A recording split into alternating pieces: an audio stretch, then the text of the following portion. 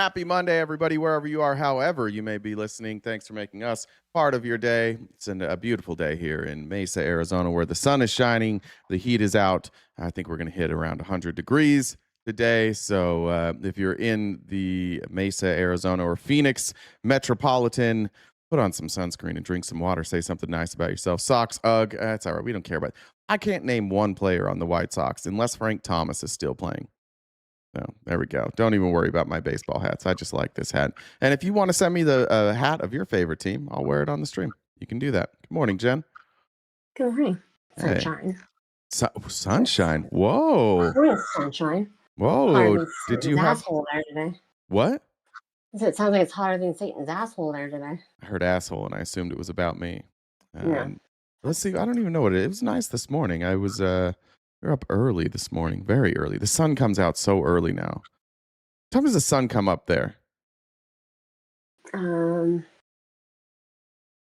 I've got blackout curtains in my room, so I don't necessarily know exactly what time. Brag. I mean, it starts probably 6-ish. I know by the time I take Swan to the bus stop, it's stupid bright and I don't like it. We're 5:20 right now is where we're looking at sunrise. So about 5 a.m. I see some light.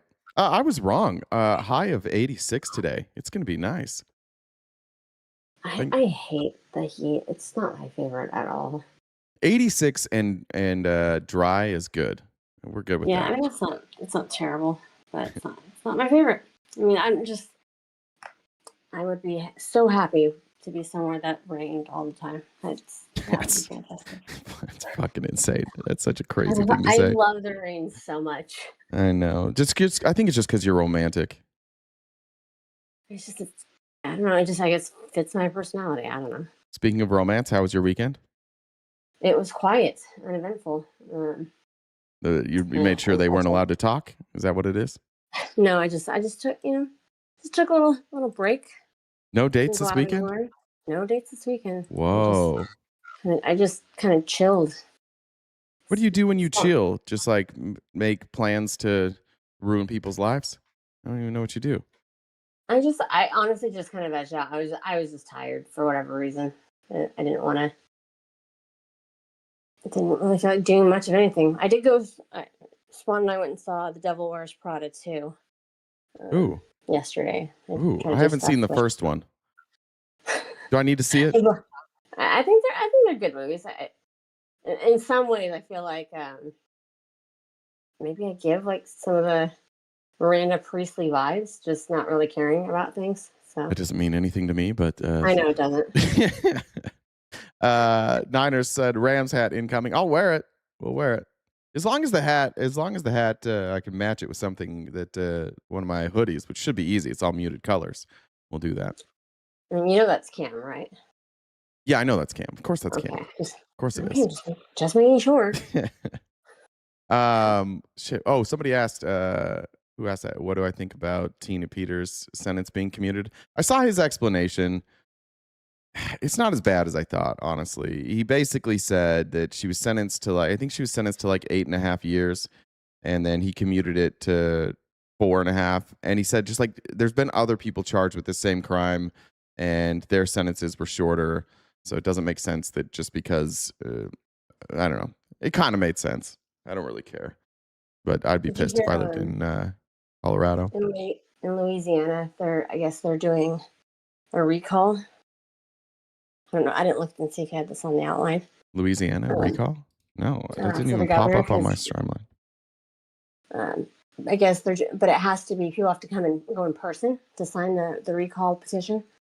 And it's not, so Brenna talked about it on her stuff. It's not being covered, I guess, nationally. Do you have her video? I can get it, yeah. Like I just searched Louisiana recall. I can't even, pull it out. I don't remember when she gets let out, Bobby. I can't remember. I was watching it while listening to it when I was driving. I don't remember if he said when she gets out. Needs 600,000 signatures in 6 months. That's going to be a problem in Louisiana since most people can't write. That's tough. So I'll put it in our chat. So she's going out there, but she had mentioned that it's not necessarily being covered nationally, but it has to be in-person signatures to. What are they recalling? I guess they're trying to recall him for trying to. Louisiana. I'm headed to New Orleans. Oh, a recall for Jeff Landry? Yeah. Oh. All right, let's see here. In the morning of Monday, May 18th, in order to cover the Governor Landry recall petition. If you haven't heard about this, because this is not being reported nationally, there are people wrapping around sidewalks in Louisiana right now to sign a recall petition. It has to be signed in person to recall Governor Landry in response to him postponing the primary following the Voting Rights Act decision by the Supreme Court. Unfortunately, I missed the big lines this weekend. Luckily, a local, our dear Carly, who many of you know, alerted us to the fact that this was going on. Seriously, this is not being covered nationally, but it sounds incredible. And I want to talk to people who I haven't seen it anywhere. Signing the petition, standing in line for the petition. I'm hoping that there's going to be lines this week. If you're a local, I would love to connect with some of you guys, especially if you are involved in this at all. If you know any of the organizers, I would love to speak to some of them. I believe it's 2 women that are behind the original petition. I have not connected with them yet. If you know them or know of a way of how I can connect with them, I would love to do that. I will be covering the Howling Wolf tomorrow, which is going to have, apparently is a petition location that I'm told is probably going to be pretty crowded. I haven't spoken to the owners of that location either, so, hopefully they'll be okay with that. But yeah, any help. I'm only going to be around until Wednesday morning. So basically, I'm going to have Monday and Tuesday to cover stuff. I would love some guidance from some locals. I will be working with a local camera person who's going to be a bit of a guide, an old friend of mine from the last time I was in the area, which was like over a decade ago. Yeah. Anyway, I'm excited. And all right. Well, we'll watch Brenna for that. Somebody said, what happens if he's recalled? If you get recalled, you're removed as governor. And then like your state, I think there's like different rules for different states, but if they recalled Jeff Landry, he would be removed as governor, which makes actually a great deal of sense. It's crazy what he's doing. He's also a fucking idiot. I had never heard Jeff Landry speak before, and now I watched a whole interview with him. That guy is really fucking dumb. Illusion said $1.776 billion illegal slush fund for MAGA criminals. I think you're talking about the Proud Boy one. So Trump is saying he'll settle his IRS lawsuit for $1.776 billion, which is of course 1776. To pay out people who committed seditious conspiracy. That's dope. This administration's dope, guys. And then somebody asked me about the watermelon challenge. I had to look that up. Is that where you strap a watermelon to your stomach? And no. There's a whole thirst trap thing going on for.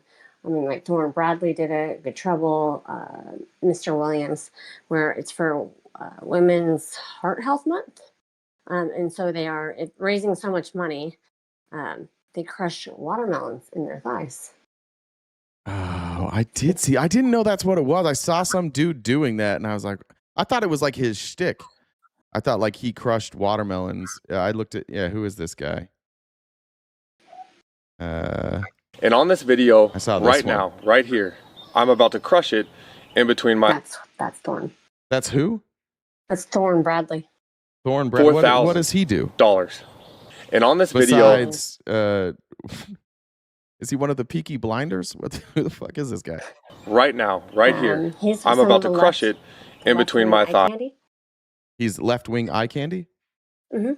Okay. What does he do? Yeah. He chops wood. He does other things, and he's very, very progressive. Jesus. You've never seen Thorne? No, I think I might have a different algorithm than some of you. I think Good Trouble, but taller. But like adult size, yeah. I don't know. How tall's Good Trouble? That was mean. How tall is he? 5'8". I think he's 5'8". Oh, he's taller than I thought, actually. I thought he was shorter than that. All right, well. So I don't know if I can crush. You can. And the even crazier part is... Hold on, I'm going to play it real quick. Let me watch him do it. Is it hard to do? Why did he take his suspenders off? Why was that necessary? Were they in the way? I'll lean over a little bit. Get this over with. Let's do it. Of course, it starts raining.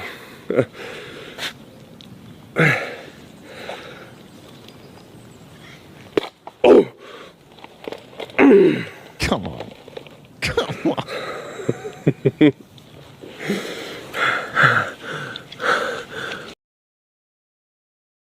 He has to know it sounds like he finished right there, right? Like, look at this. This is... this is... Oh! Then just immediate relief. It's got a little post-crush clarity there. He has to know what he's doing. Of course he did. Of course he did. This is tough. No. I feel like if this video raises... There's a 0% chance I do any of that. That's crazy. That's what's wrong. Wait, it raises money for what? The Heart Association. Like, it's for Women's Heart Health Month, I think it is. Yeah. Yeah, so I wonder if Control did his. Yeah, Control said he was going to do his today. That's going to be a tough one to beat right there. That's tough. So Yeah, I might be blushing. That was uncomfortable for me. Yeah, that was a little uncomfortable for me. So I sent you Mr. Williams, and then let me send you Andrews, too. What if we just like raised money to send women fish oil, and we did that instead to support heart health, or like we could raise beets, we could like grow a beet garden, something like that. Could we do it something else? All right, this is who? This is Tell Williams, Mr. Williams. All right, I also don't think I know who this is. Why do I feel like Come on. euphoria? You guys reached the $100,000 goal. You raised like $25,000 in less than 24 hours. So here's the watermelon we are going to. Yeah, 100% stickers. I don't have thirst trap ability like that. I'm 40, and I don't chop wood for a living. To crack with our thighs. You just fart? Sounds like he's farting. We're almost there. Come on. Come on.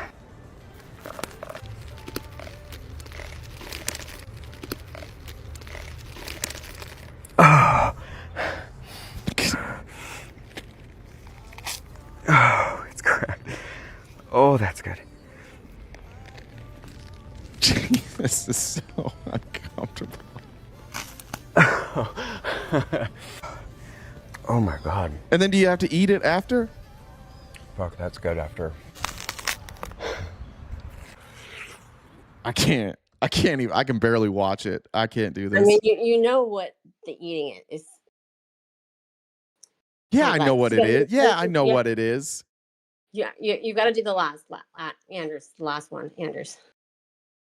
All right. I also don't know this person. A lot of lycra today. More lycra on the show than I expected to have. Come on. Fuck. Is he growling? You ready? Now, before I show you the rest of that video, and I will,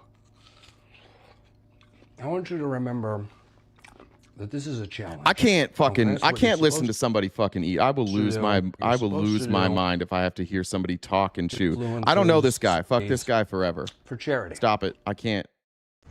Oh. He farted too. Ooh, I got it. Here it goes.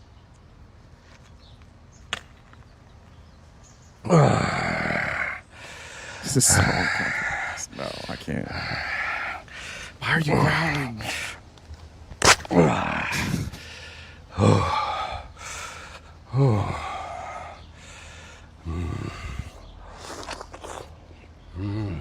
All right. Fuck. No. Fuck. Okay.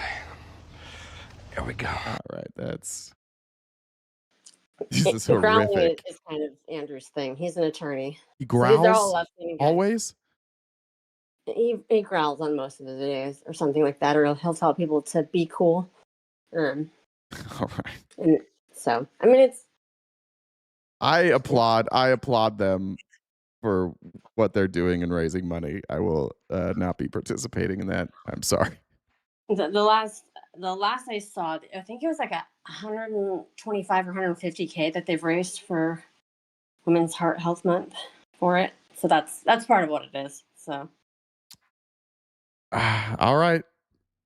All right. So Jocelyn sent Venmo said, please do this. You could do it with a golf club. It doesn't have to be your thighs. I think doesn't it have to be your thighs? Isn't that the whole I everybody? think that's kind of the idea. Yeah, didn't realize you hated women. Jesus, shut up, Ivory. And then Cam said, with you being 5'2", a baby watermelon with a proportional, you can do it. All right. I hate all of you today. Honestly, that's it. I'm gonna get somehow. I hope not very many people. I hope that they are very successful and they hit their goal very soon. And I mean, if you don't care about women and our heart health, that's fine. Stop. It's okay. You know we that's see how not it is. fair. It's fine. You know that's not fair. Can't we do something else? Can't I do like a walkathon or something? Like I said, you just, it's okay if you don't care about. This feels manipulative. Women. I just gotta say, this feels manipulative by a lot of you. If I don't pretend I come from fucking a watermelon, then I'm canceled. That feels. That would be the most awkward thing. That's what happened. What do you mean that would be the most awkward thing? That's what they're all doing. I mean, Cranberry makes a valid point. We might have to tell your girlfriend how much you don't care about women in our hearts. I made her a watermelon dessert last night. So take that. Mm-hmm. Sure. Whatever. That's fine. I did. All right. Well, there's no way. I don't think there's any way she would ever take me seriously again if I made that video. I think I would laugh. That would cause some problems for a little while, I think. It'd be entertaining. It made me laugh, but whatever. All right. What if you did a bimbification walkathon with watermelons under your shirt? That'd be all right. Just what was her name? Where's she? Christy Nome's husband. We can do that. Yeah. Matt made one. You could just admit that you skip leg day. So. I don't skip leg day, but let me just offer this. All of the people that you are naming are like influencers. Like I'm a live streamer. I don't think if all the live streamers do it, that's going to add some pressure. But I don't feel a lot of pressure when other people do it. If they do, that's going to be a problem. That's going to suck. I mean, Jolly's not a live streamer. He goes on. He's streaming. He goes live sometimes. I mean, no, he's not on TikTok. He's moved off of TikTok largely. All right.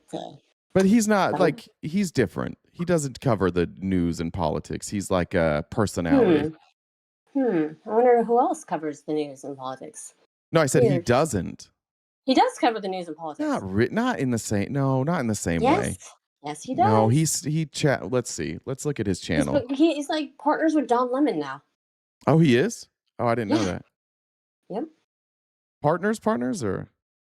He's on the no. Don's married. Oh, he is? Oh, I didn't know that. Yeah.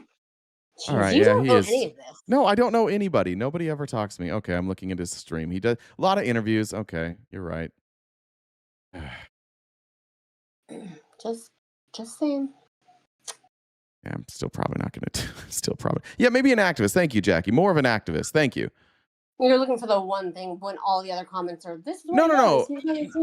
Just point out the one. I'm not out there making. I don't know Jolly well. But he's like he works for the DNC. He goes out there. He does like fluff interviews for the DNC. He did those honestly pretty cringy TikTok videos where they were all acting. Those were terrible. Yeah, he's more of a political operative. Got it. So Charles sent a Venmo said, Jay, you should hit stingers into the watermelon coming from a fellow golfer. We could do that. If I can break I could do, I could probably try and take out watermelons with golf balls. I could do that.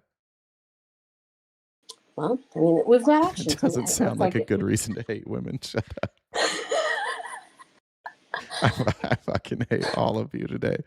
I hope MAGA's here. because MAGA always thinks you guys give a goddamn what I say and that you will just agree with me. This is devastating. This is every one of you just shitting on me today. I mean, you and conservatives, you don't like women. It's okay. Because I haven't seen any conservative men doing any of this to raise money for heart health. But thank you. All right, Jen, do your thing. All right, welcome everybody. We got the show going. Just to recap, Jay doesn't support women's heart health.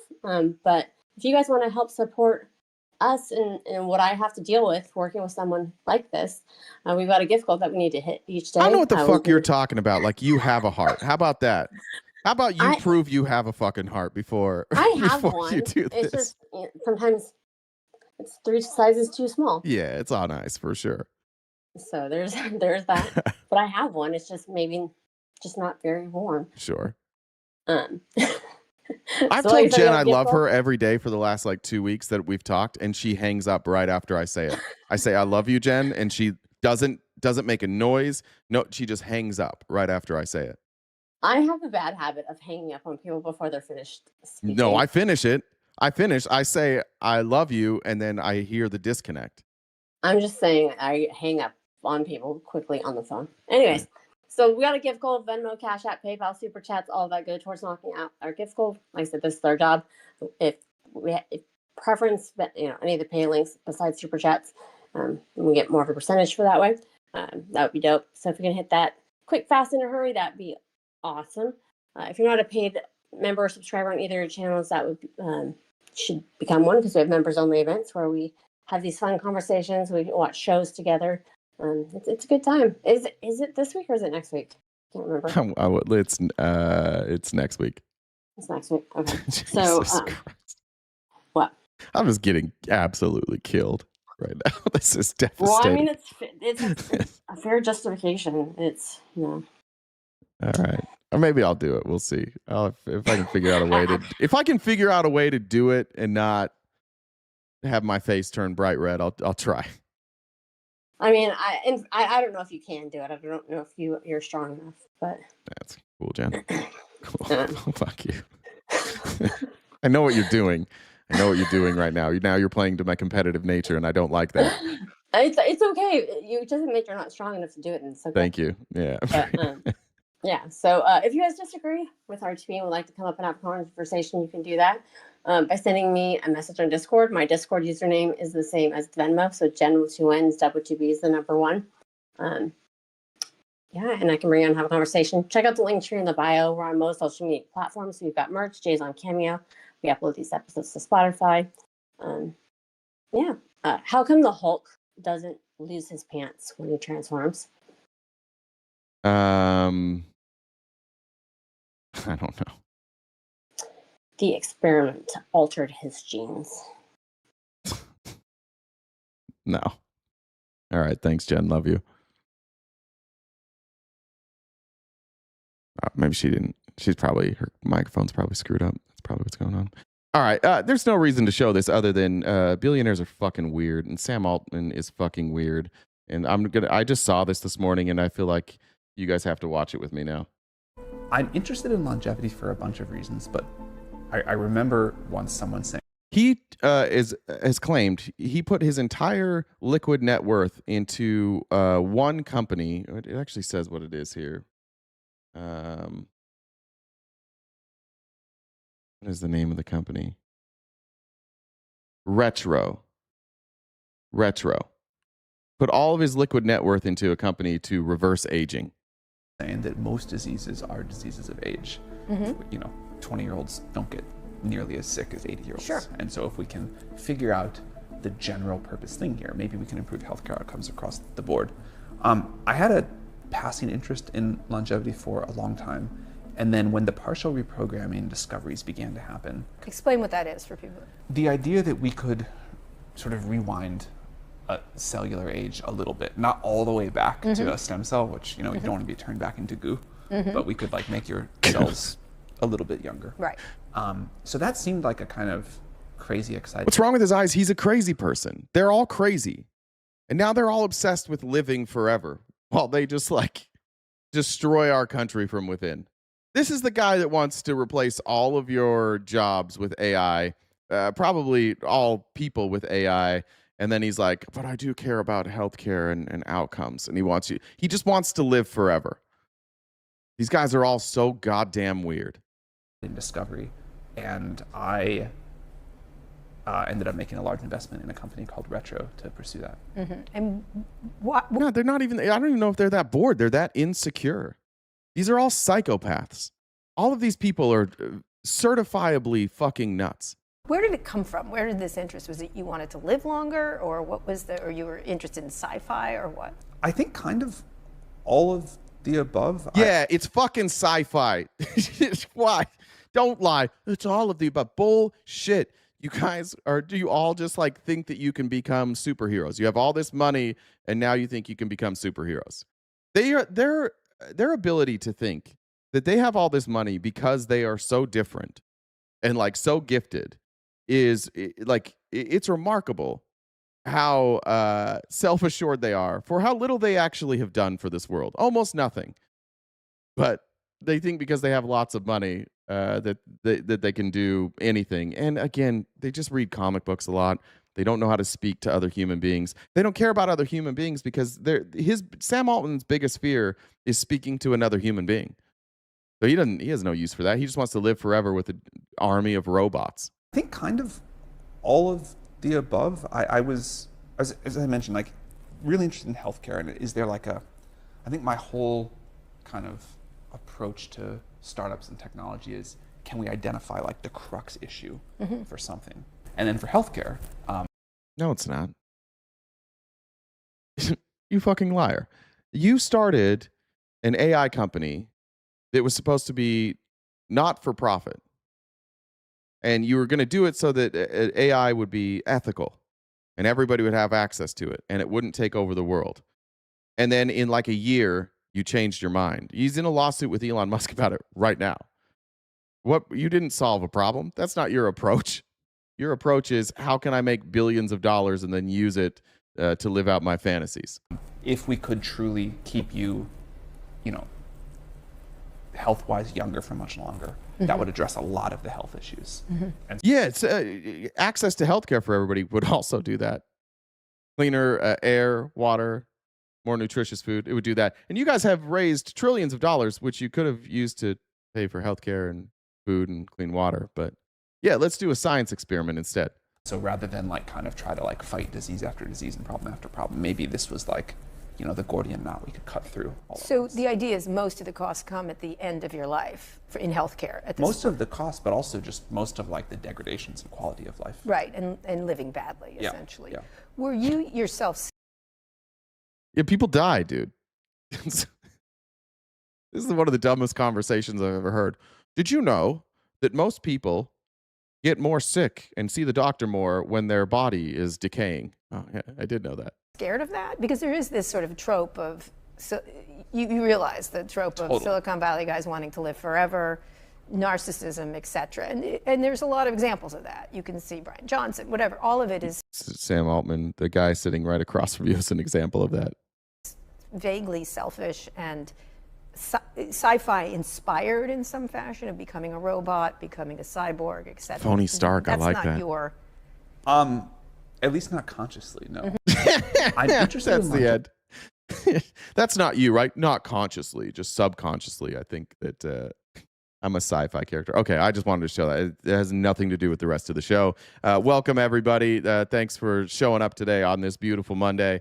We're going to get into some politics. Make sure you're liking the stream while you're here. As Jen said, we are crowdfunded, so if you can help us knock out our gift goal by the end of the live, that would be greatly appreciated. Venmo, Cash App, and PayPal are the way to do that. I'm going to fly through this as much as I can. There is a lot of stuff to cover today.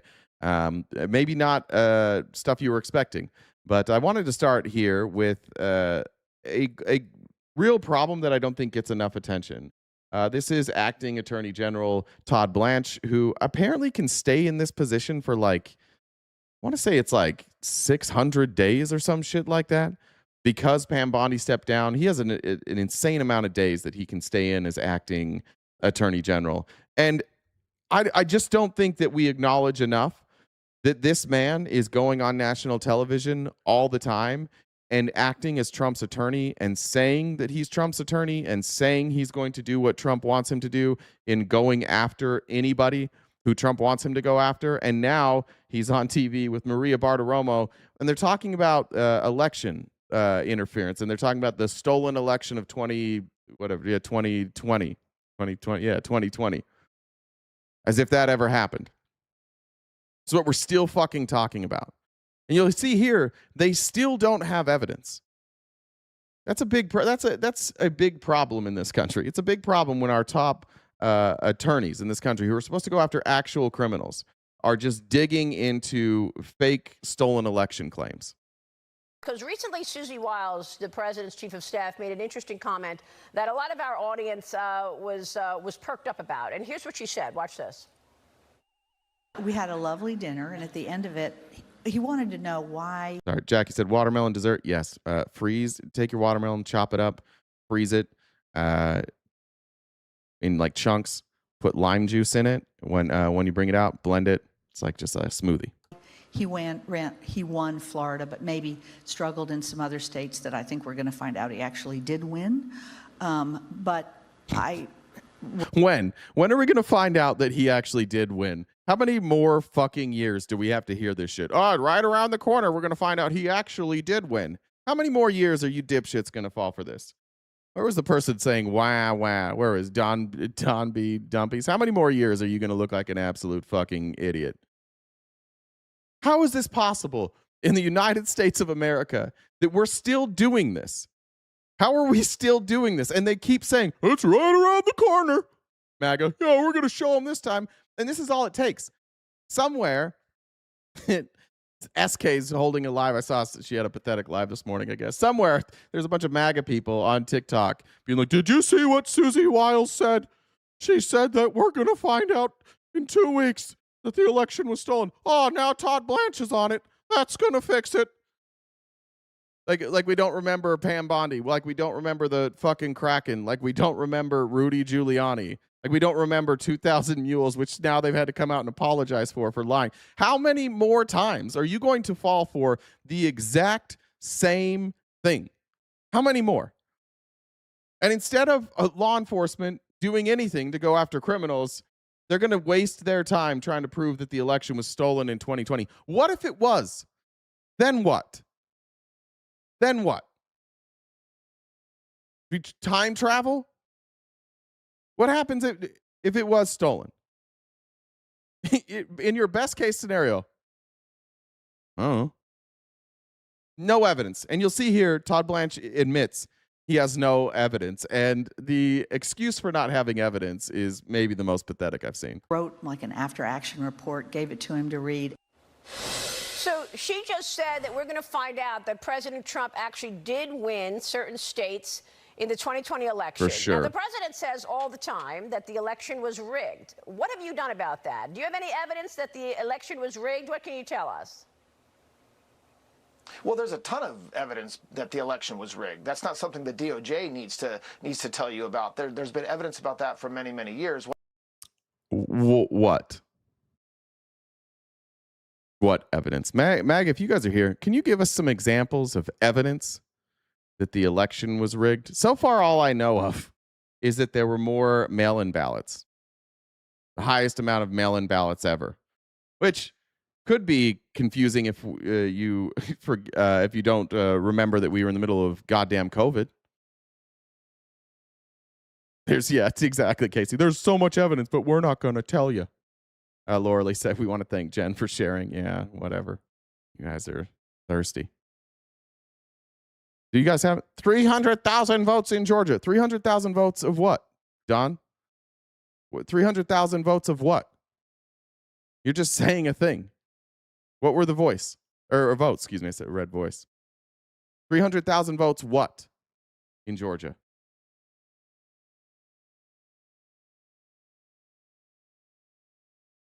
I'll do you one better. 2 billion mules.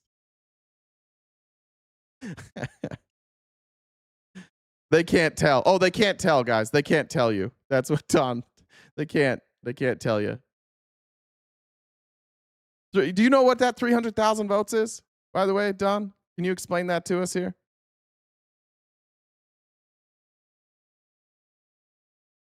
I'm pretty sure those are the ones that there was no signature verification, like on the, or not signature verification. There was no signature on the printouts, right? The evidence is on gold plates. Oh, gold plates. Only Todd Blanch can read it. Now you have my attention. Did an angel deliver those plates to him? Don, you going to give us an answer on that, please? That'd be great. All right. I don't know what the evidence is. What I can tell you is that we have multiple investigations going on in Arizona, in Georgia, in Fulton County, Georgia, and that's exactly what investigations into what we're looking at. Maverick, do you know that 2,000 Mules not only has been debunked, but the people who put it out had to apologize for lying?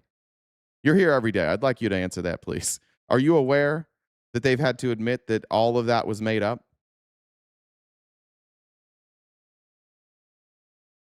By the way, this is very difficult because they're very good. They're very good at hiding up misconduct and hiding what they're doing. And so that's why we're very focused on finding out whether the right people voted, whether people... They're admitting it. He's doing it in real time. The reason we can't find any evidence is just they're so good at hiding it. It's been 6 years. We're still looking for evidence. That's not what law enforcement should be doing, starting with the conclusion that it was stolen and then looking for evidence and then admitting we don't have any. We have absolutely no evidence because they're so good at hiding it. Under duress? Yes, Maverick. Shut up, Maverick. Shut up. You say that as MAGA because all of you guys are bitches under duress. All of you. Under duress of what? The data came out and it was made up.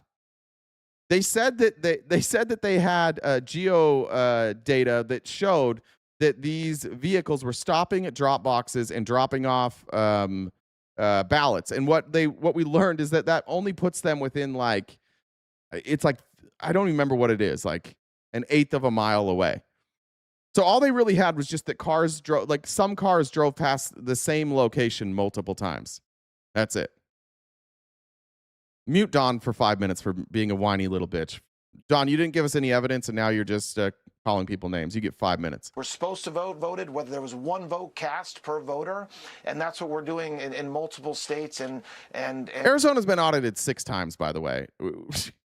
And they find every time they have found that Joe Biden won and won by a few more votes than they thought. This is pathetic. You guys are pathetic. Your whole goddamn movement's pathetic. You're just watching the country burn while Donald Trump cries about an election that he lost. I don't want to hear any of you talking about crybaby shit. And I expect, and again, people, you'll say to me, how long is it taking? Why is it taking so long? And the reality, the answer to that is because it takes a lot of work to uncover what happened in 2020. It takes a lot of old, good old-fashioned law enforcement police work, which is what we're doing, and we have great prosecutors. If you don't have evidence and you're doing an investigation, you are breaking the law. You don't get to go start an investigation with an assumption, with no evidence. Prosecutors working on it as well, and I expect that, and I assure you, I believe it's the voting machines that are compromised. The voting machines were originally used in Venezuela. Yeah, for sure. For sure. We're definitely buying second-hand voting machines in Venezuela. For sure. That's what happened. The United States of America tried to save a few bucks and went to Venezuela and found voting machines at a Goodwill. For sure, that's what happened. That's nice. The American people that as soon as... Yeah, no evidence? Come on, man. Give me the evidence, Jose. Give me one piece of evidence. As we have something to say for it, whether it's charges, whether it's a report, whether it's the results of an investigation, the American people will learn about what we've uncovered. Yeah, so that he says, Todd Blanch says there's no evidence. None of you guys have evidence, but you're still going to stick with it. Isn't that crazy? That's how weak your minds are, and that's the type of grasp that Donald Trump has over you. Is that he just has to say something, and you're like, I'm all in. I'm doing this. Thank you, Jen.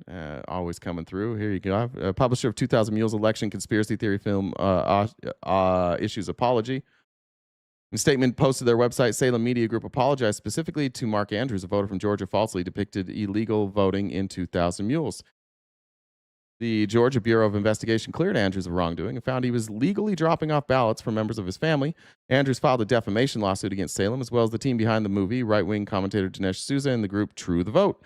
Though 2,000 Mules has been widely debunked by law enforcement officials, the media, including NPR, the film and book developed a widespread following among supporters of the false claim that the 2020 election was stolen. Hey, they're talking about you. Hey, they're talking about you. No, Jose, none of this happened. 2,000 Mules is nonsense. None of it was real. It's easy to dupe you guys. You don't know what you were looking at. You can see the debunk. Let's see if any of these links work here.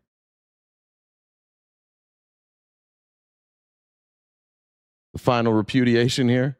You can go read that. I guess this was from Washington Post. What are they citing here? Back in 2021, True the Vote contacted the Georgia Bureau of Investigation about its allegations. Specifically, the purported vote monitoring organization claimed to have cell phone geolocation evidence showing that hundreds of people had traveled to multiple drop boxes on given days. This, the Texas-based group insisted, proved that there was an operation focused on depositing ballots in those drop boxes, something that it claimed was bolstered by a whistleblower who admitted to being part of the operation. Who was that whistleblower? Do we have that? I don't remember who that was. Georgia Bureau of Investigations rejected the claim in part because True the Vote had declined to put investigators in contact with the whistleblower. That notwithstanding, the data collected by True the Vote using not GPS data but less precise cell phone tower positioning showed nothing more than people traveling within 100 feet of Dropbox location. You can see the examples of the True the Vote maps here. You guys learning something new today? Welcome. It's good to have you here. Learning something new today should be fun. Do they have the map on here? I don't see a map yet. Yeah. This is just cars driving around. This is a drop box here, the drop box there, and these are cars that drove by. These are, you can see, like if you zoomed in, I don't know how well you can see. This is obviously on a grid, but you can see these are like heavily populated areas. People drive past there multiple times a day. Yeah, exactly. You mean the drop boxes next to mail? The drop box I go to drop off my ballot, I pass every single day at least twice. And a lot of days, way more than twice.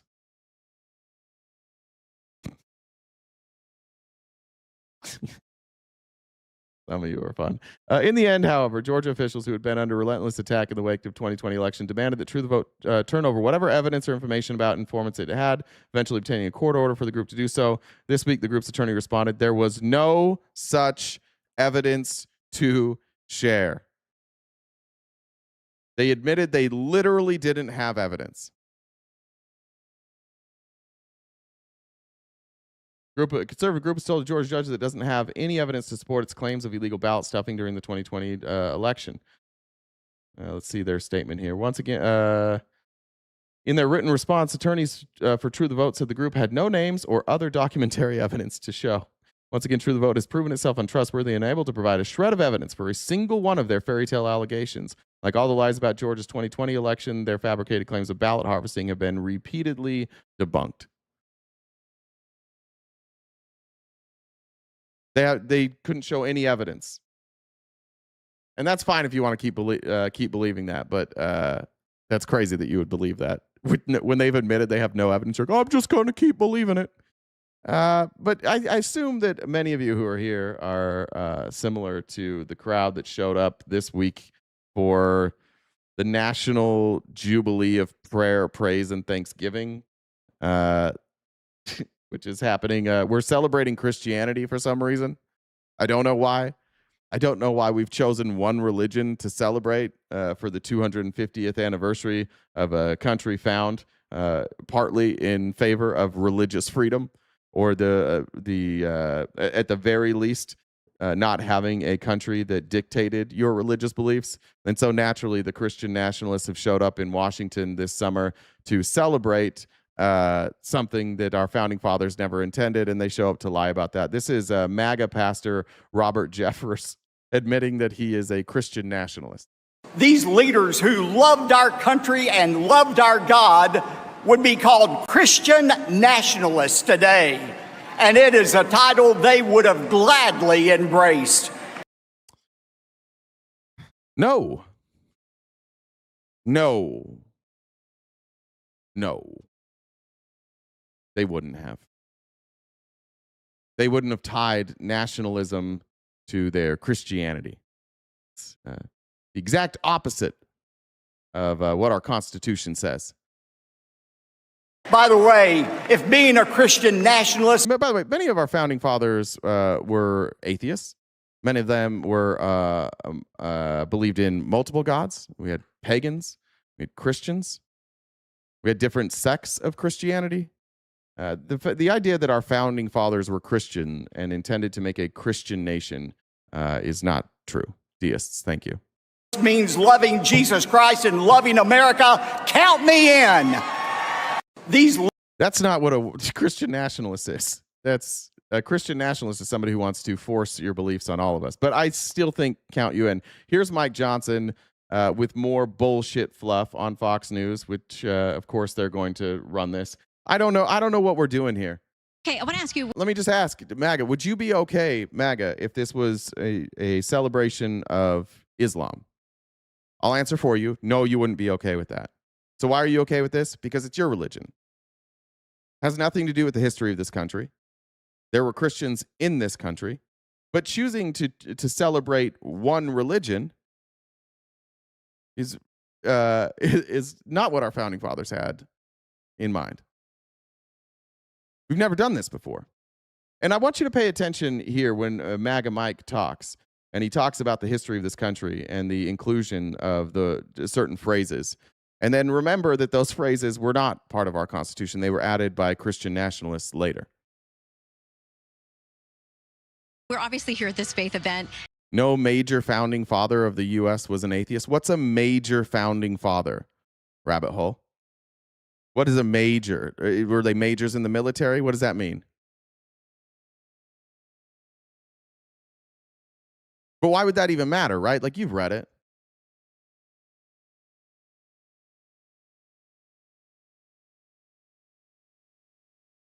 What about Thomas Jefferson, Benjamin Franklin, James Madison? They were deists.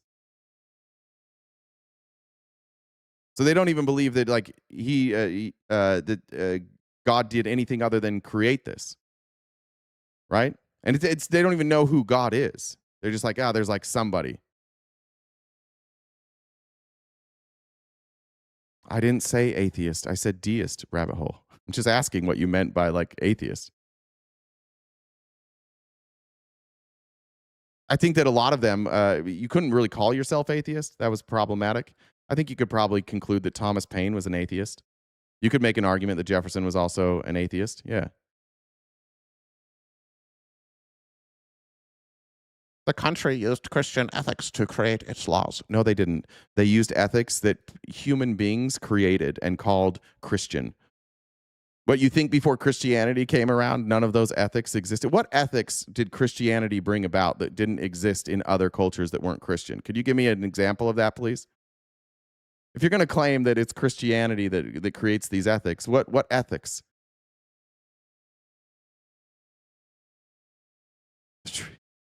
Tripoli, I can't. There's no way that's the answer to what I'm asking. Not everyone is happy about that. So let me give you a chance to respond to Americans United for Separation of Church and State. They say if the president really cared about this, he would be celebrating separation of church and state as a unique American invention that has allowed religious diversity to flourish. But they call this a Christian nationalist crusade that is just a very narrow view and version of Christianity that really doesn't serve Americans. And they say this is a public event on public land. Tani, the First Amendment, I appreciate that, is the freedom of speech, freedom of the press. And what it does is it protects your speech against actions from the government.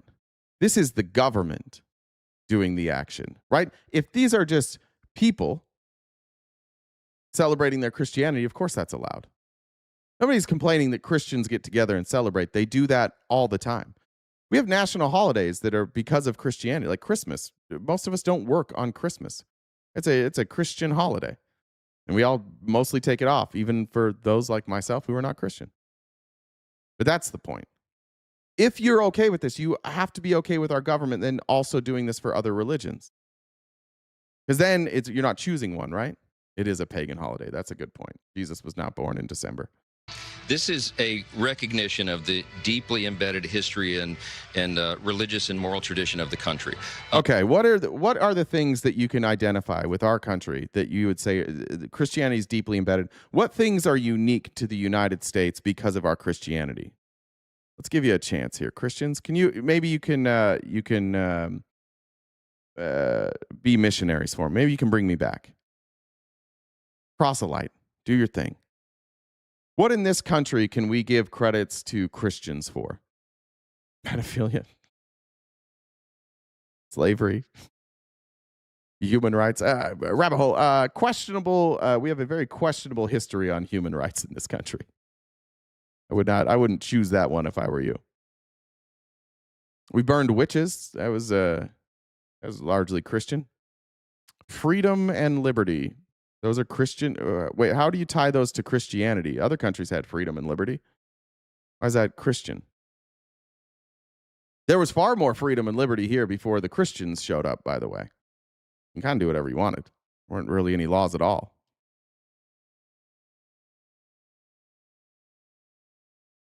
Crusades would argue against that, yeah. What is it? What did Christianity bring to this country that's so great?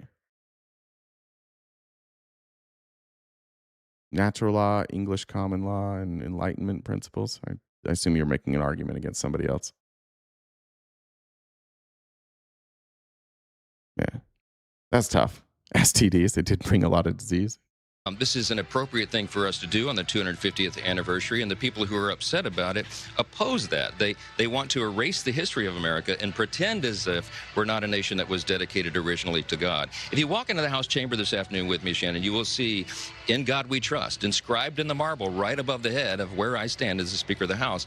Congress put that there as a recognition of who we are. You're right about who said that. You're right. We didn't burn witches here. That's a myth. It was mostly hanging. I'm sorry. Thank you for correcting that. We are one nation under God, and to come here and gather for a happy, hopeful celebration to rededicate ourselves in that way as one nation under God is a healthy and appropriate thing. The people who are the naysayers and who have created this new term of Christian nationalism as a pejorative, a derogatory term, are trying to silence the influence and the voices of Christians, and I think that's wildly inappropriate. Are we? How are we trying to silence you Christians that are here?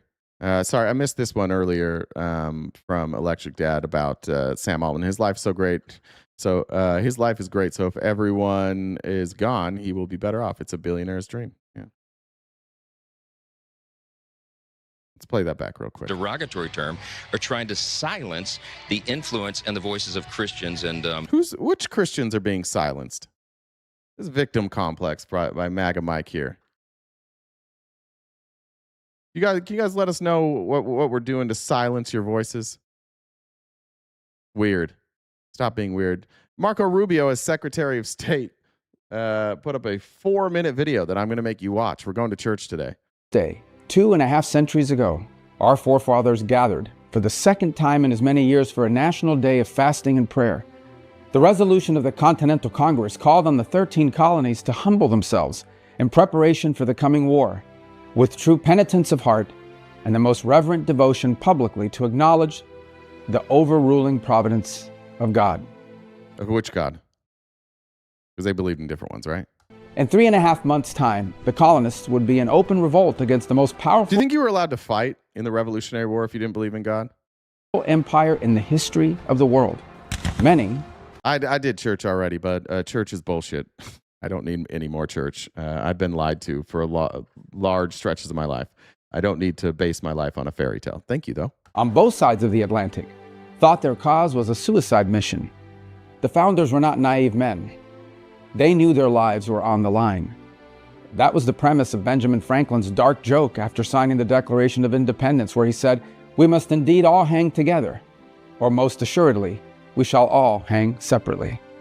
What were the things they were fighting about, by the way? No taxation without representation, and they didn't like that the government dictated their religious beliefs, and they were willing to die for that. They were willing to die for that separation between the government and their religion. So naturally, we should push religion. They had no guarantees of victory. They knew. Anyone goes to talk about Christ on the news and they cut them off? No, that never fucking happens. Shut the fuck up. That literally never happens.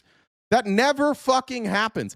Every time I turn on the TV, somebody's talking about God. Always. Every time. Like, I watched a clip of Steph Curry the other day where they won a game. He's like, the God was with us. It's like, oh, okay, he sure was. He was all about that. Everybody talks about God all the time, and nobody gets in trouble for it. Stop inventing ways to be victims. That what they were trying to do had never been done before in human history. But with the dark storm clouds of war looming on the horizon, they did what Christians have always done, across place and time for 2,000 years. They turned their eyes to heaven and placed their fate in the hands of God. No, they went to war. They looked forward at the people they were fighting, and they shot them with muskets.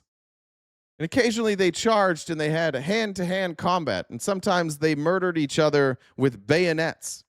They had cannons. They didn't do that. They fucking fought each other. They shot each other with rifles. There were boats, military boats. Some of them died from the conditions. That's not what they did. It is no coincidence that America, from the very beginning, has occupied a unique and exceptional place in world history.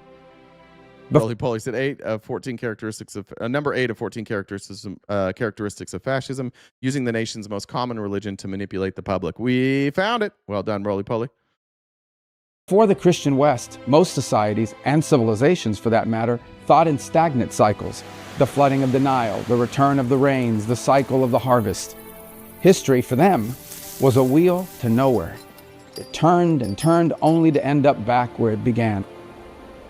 But our faith... What is he talking about? What the fuck is he talking about? There was no innovation before America existed? Is that what he's trying to say?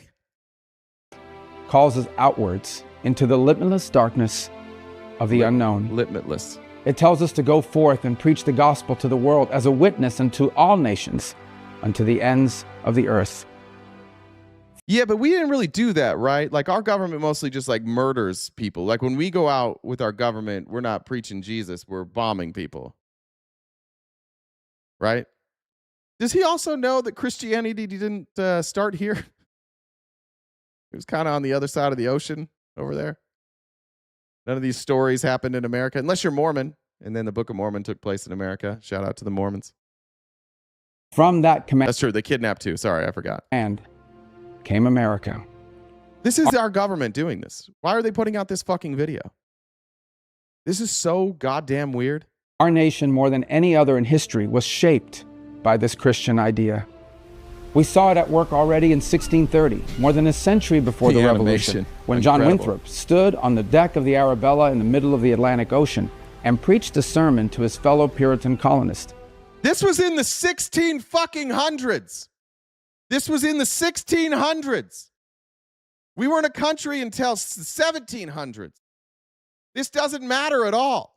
This is just a story of a dude and his Puritan friends on a boat, and he gave a sermon. None of this matters at all. What is this? Why is this included? We shall be as a city upon a hill, he told them. The eyes of all people are upon us. Yeah, they weren't, though. They weren't. Nobody, what happened to them? What happened to Winthrop and the Puritans? Does everybody look at Winthrop and he was fucking wrong. You don't get to take his words and apply it to America and pretend he was talking about America. He was talking to the people in the boat with him. And most of them died. He's like, guys, we're going to do it. It's going to be us, the Puritans in the 1600s. We're coming to this new land, and everybody will look at us as a city on a hill. And then they just all died. And nobody ever talks about John Winthrop or the Puritans ever again. But they're like, oh, he said this, so let's apply that. Ronald Reagan in the 80s, like, he was talking about us. No, he wasn't. He was talking about them. He couldn't tell the future. He was on a boat with his other religious friends, and he said some weird shit, and then they all died. And now we're pretending that that was like a prophecy that then came true. All people are upon us. That same faith pushed America further to new frontiers. It was the engine of westward expansion. Who will respond to the call from beyond the Rocky Mountains, one reverend wrote in a public message to the American churches in 1833, calling for a wave of missionaries to leave the comfort. Yeah, you know who went? The Mormons in the 1830s and the 1840s and the 1850s, and they all went west. And you know why they went west? That wasn't to teach. They went to get gold. The Mormons went west so that they could keep practicing polygamy and have child brides. And then on their way, they murdered indigenous people and set out plots of land for themselves. But mostly they went west for gold and to escape the U.S. government. They didn't come out here for Christianity. That's silly. Comforts of civilization and spread the gospel. Please make Marco Rubio stop talking. In the wilderness. Countless Americans answered that call. It was the same faith that was at work when Samuel Morse sent the first long-distance telegraph message in 1844. His message was a verse from the book of Numbers. What hath God wrought?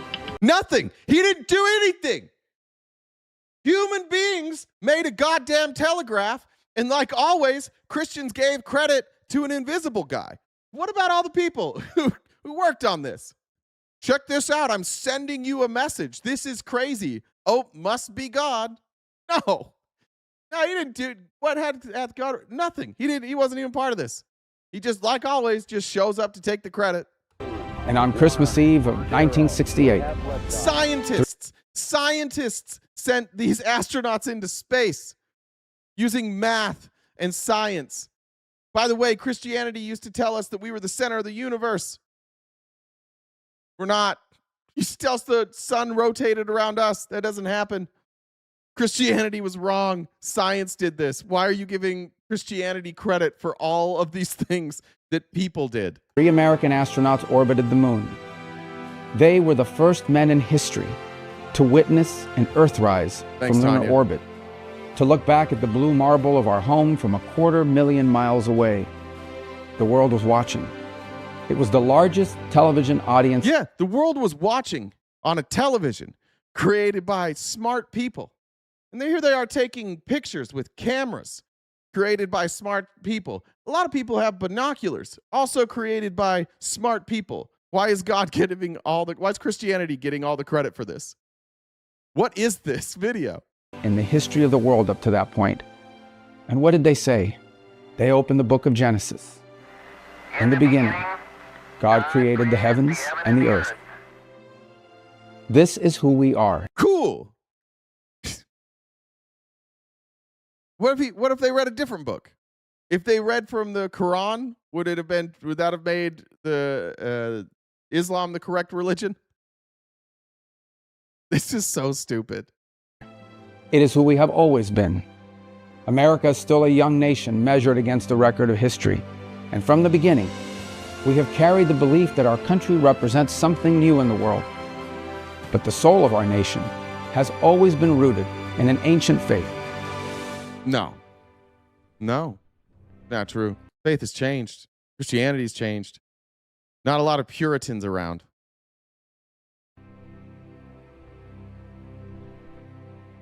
Yeah, that's what our government's taking time to do. Paid Marco Rubio to do that. Isn't that cool? All right, now I'm going to show one good Christian before we get out of here. It's good to show a good Christian, somebody that makes sense. Real conversation within the church, within Christian communities, about what is our relationship with power. Because in my mind, as a Christian, power that is not shared is also domination. And in a democracy, it's all about sharing power. We acknowledge that power is real and that it has consequences, and we commit to sharing that together as a nation, as communities. Maverick, be quiet. Don't do this. Don't do this, bud. You're gonna lose this one. You're just gonna come off looking like a bigot. Don't do this. Don't start doing like the indigenous people were bad. Don't do that, because everything you're about to accuse them of, we did to them. So let's not do that. And I think that's where we have to strive. Theocracy, in my mind, is the most dangerous form of government, because the only thing worse than a tyrant is a tyrant who thinks they're on a mission from God. And that's why our faith in Jesus should lead us away from theocracy, away from tyranny, away from Christian nationalism, and toward a multiracial, multicultural democracy where we can all freely love God and fully love our neighbors. Yeah, that's what we should do. Keep your religion to yourself. Let's govern. Let's have the government do what the government's supposed to do. And if you believe that God's in charge, terrific. But if other people don't, terrific. If they think a different God's in charge, terrific. But just leave that. Leave that at home. Leave that inside of you. We don't need to hear that. And our government certainly doesn't need to be spending millions of dollars to promote Christianity. I think that's weird. The Blues Brothers thought they were on a mission from God. They might have been. Who knows, right? All right. I want to show you this because it's pathetic. And now we'll get into real news. But I saw that the name Amy Bach was trending today, and I didn't remember why I remembered the name Amy Bach. And then I played this clip, and I remembered, oh yeah, Amy Bach is the white lady from Minnesota that was like the ringleader of all the fraud from daycares. And so Fox News now is running, and it's trending everywhere. Every right winger on earth is talking about Amy Bach now, and Amy Bach is now claiming that Ilhan Omar was in on this. And I just want you to, as well as Tim Walz, and I just want you to see in this Fox segment, it's 2 minutes and 33 seconds. And for our MAGA friends that are here, I want you to point to the evidence. When we're done with this, I want you to point to the evidence that they're presenting here. And then when we're done with that, ask yourself, is this something that they should have put on television? Is this an idea that they should have put out there as if it was true without any evidence? Alert also in Minnesota, the convicted ringleader of one of the state's biggest fraud schemes is speaking to Fox News from behind bars. Now, she believes that the scam was no surprise to local Democratic leaders, and she's naming names. She spoke to Alexis McAdams. Hi, Alexis. Hey, Dana. Yeah, so everywhere you look in the state of Minnesota, right, there seems to be another fraud scam. So this one involves Amy Bach. She's a Minnesota woman convicted of fraud for taking taxpayer money that was meant to feed hungry kids. But listen to this. Bach tells me the real issue here is the state of Minnesota, which she says... The ringleader who scammed the state of Minnesota out of all this money is telling Fox News, I'm not the problem. Me, the person who committed the crime, I'm not the problem. It's actually them. Now, they caught me. They figured out I was doing a scam, and they put me in jail. But they're the problem, not me. And Fox ran with this. Fox is like, this is a good point. Since it's Tim Walz, we should definitely say that it's the state that's the problem who and not the criminal who they're prosecuting. That makes sense. Kept giving scammers your taxpayer money even after they were flagged as fraudsters. I have to believe that the governor's office and Keith Ellison's office were aware of this. I have to believe it. Oh. They put you in jail. Of course they're aware. And when they found out about it, they put you in jail. That's why you're looking like the Hulk right now and calling from a prison. Of course they knew. They found out and they put you in jail. They've said they were involved in helping the FBI. They've said they were made aware. But apparently I'm scary, so they couldn't do anything. You're in jail. What are you talking about? Why is Fox News not pushing back on this? Apparently I'm scary and they couldn't do anything. You're in jail. They did what they could do. So Bach ran this nonprofit called Feeding Our Future. You might have heard of it. By the way, it wasn't the FBI that took her down. It was state police. It was one of dozens convicted in this $250 million scam. You can see her mugshot there. Prosecutors say this group set up sham restaurants. They pretended they were making these meals. They got paid by the state for those meals, but they just pocketed the cash. Bach, who's looking at 30 years behind bars, tells me the state signed off on those businesses, not her. Yeah, of course. Of course you can't sign off on it. You're not the state. You did the fraud. This is crazy. Yeah, somebody said, I can't believe a white lady is blaming somebody else. Yeah. all went through a process. They were all approved. They were all paid by the state, yet all the fingers are being pointed at me. And it's not just... Yeah, because once again, you committed the crime. That's who you would point at. And again, it's not like she's like, I was working with Tim Walz. She's just like, I have to believe they knew about it. This is a real segment from Fox News. Whistleblowers told a congressional committee Minnesota Governor Tim Walz and Attorney General Keith Ellison there ignored warnings for years as millions of dollars and millions were stolen on their watch. Congress is investigating a long list of massive frauds. Just look, I don't remember who this is. I don't know why he has sunglasses in while he's being sworn in. I don't know why he chose a suit. That's Nick Shirley, who speaks 11 words per minute, and most of those words are 4 syllables. This is a Republican lawmaker right here, and I don't remember what his role was, but literally all of them just testified that crimes were committed, and they were citing information from the police in Minnesota. It was one of the weirdest congressional hearings I've ever heard in my life. They were just like, they knew. And they're like, yeah, because that's, because they arrested him, right? Yeah. See, they knew. This is who the Republicans brought on. Lawmaker, room temperature level IQ. I don't know. Jason Mraz, maybe. And then I can't remember what that guy did. Schemes in the state. It's hard to keep up. Prosecutors say it's led to at least $9 billion in fraud, Dana, and counting. Congress also asking why the attorney general there would meet with a group of Somali fraudsters, which were under FBI investigation in 2021. The group can be heard in an audio clip given to us by Bach's lawyer, offering to donate to his campaign if he can help them get their funding flowing again. Ellison denies any wrongdoing here. He slammed Bach in a statement to Fox, calling her a liar, a manipulator, adding... By the way, that recording, which I've heard, they bring this up, and he's like, I'll look into it. He didn't know who the people were. They brought it up to him. He looked into it. He's like, oh, no, this is fraudulent. And they never gave him any money. Just if somebody comes up and offers you money for your campaign and says, here's what we need in return, and you say, I'll go look into it and see. He went and he looked into it, and then he was like, oh no, these are fraudsters, and then they got nothing.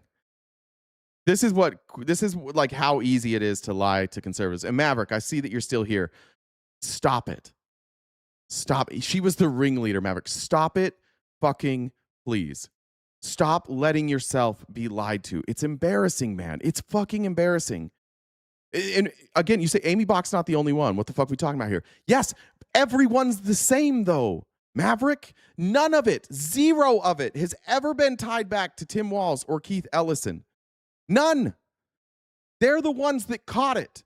And they caught it before Nick Shirley ever did his episode. Amy Bach was arrested and being prosecuted long before Nick Shirley came around. 0 people have been prosecuted that Nick Shirley showed. None. 0. Zip. This is what we're trying to help you understand. And once you see through it, Maverick, if you'll wake the fuck up, once you see how they lie to you and how they manipulate you, you'll see through all of it. And then we can get back to being a country where we don't have to convince cultists all day to believe their own eyes. And stop just believing shit that people say with no evidence. How many more times, Maverick, do you have to be wrong before you're like, all right, maybe I'm being lied to? How many more? You've been here for weeks now. Every day, every single day, we correct something. How many more times before you're going to see the pattern here? Now she's on a media tour to deflect her guilt onto others instead of finally taking responsibility for this fraud scheme that she ran. So Do I buy tampons? Yeah, I do. Because sometimes we go a little rough on your dad's throat, and he snorts, and he's got a sensitive inside of his nose, so it starts bleeding, and so he'll put those tampons up. So I always have whenever I'm fucking your guys' dads, I have a few tampons with me just to plug up some nosebleeds. Sometimes they like just being punched in the face too. It just depends on which one of your dads I'm fucking at the time. Shout out to Governor Walz too, Dana. He didn't get back to us. House Republicans say it's just getting started. They want to subpoena Walz and Ellison because they say they're responsible for ripping off American taxpayers. All right. Well, great job, Fox News. There's another non-story. That's like our third non-story now that they're just lying about. Jim Cramer has given up. Somebody broke Jim Cramer this morning. I'm going to show you what they were talking about in a second. But Jim Cramer doesn't really know how to respond to a market that is struggling right now. it seems to have peaked. And there was a big story today on CNBC talking about the corruption from Donald Trump and the amount of money that he's been making trading stocks. And Jim Cramer came up with this defense. What's the president, the U.S. government got in, he could sell it and give that and the number. To the Hold on, let me start this one more time. I'm going to start over. David, I covered the Nick Shirley fraud, the stuff Nick Shirley covered like 9 months before him. Nobody's defending fraud. And this is, again, the problem that we have. And maybe you and Maverick can put all 7 of your brain cells together. There's literally nobody defending fraud. Literally nobody. The only people who have gone to jail for fraud have been put in jail by Democrats. Nobody's defending fraud. We're literally saying that you're too stupid to understand what's happening. You see fraud and you see it as an opportunity to be political. And we see fraud and we see it as a crime and we're like, you should prosecute crime. The difference between you and us is what we're paying attention to. We're paying attention to crimes and you're paying attention to, can I blame this on Dems? And it's silly. And you're a grown-up, I assume. If you're here, you should be a grown-up. And you should get better. But here's Jim Cramer again, trying to give an answer on why it's okay for Trump to be so corrupt. What's the president, the U.S. government got in, he could sell it and give that and the according number. to the filings, the president's been trading some intel in the quarter. Yeah. Yeah, trade. Got nothing to say about it?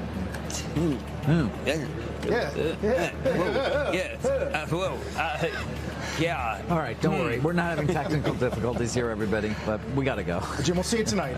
Mad Money, 6 p.m. Eastern. Pretty good, Jim. Pretty good. It just broke him completely. Where's the first person that's going to bring up Nancy Pelosi? I want to show you guys a cool chart. These are Trump's Q1 trades. And Trump's trades in quarter 1 versus Nancy Pelosi's trades all time.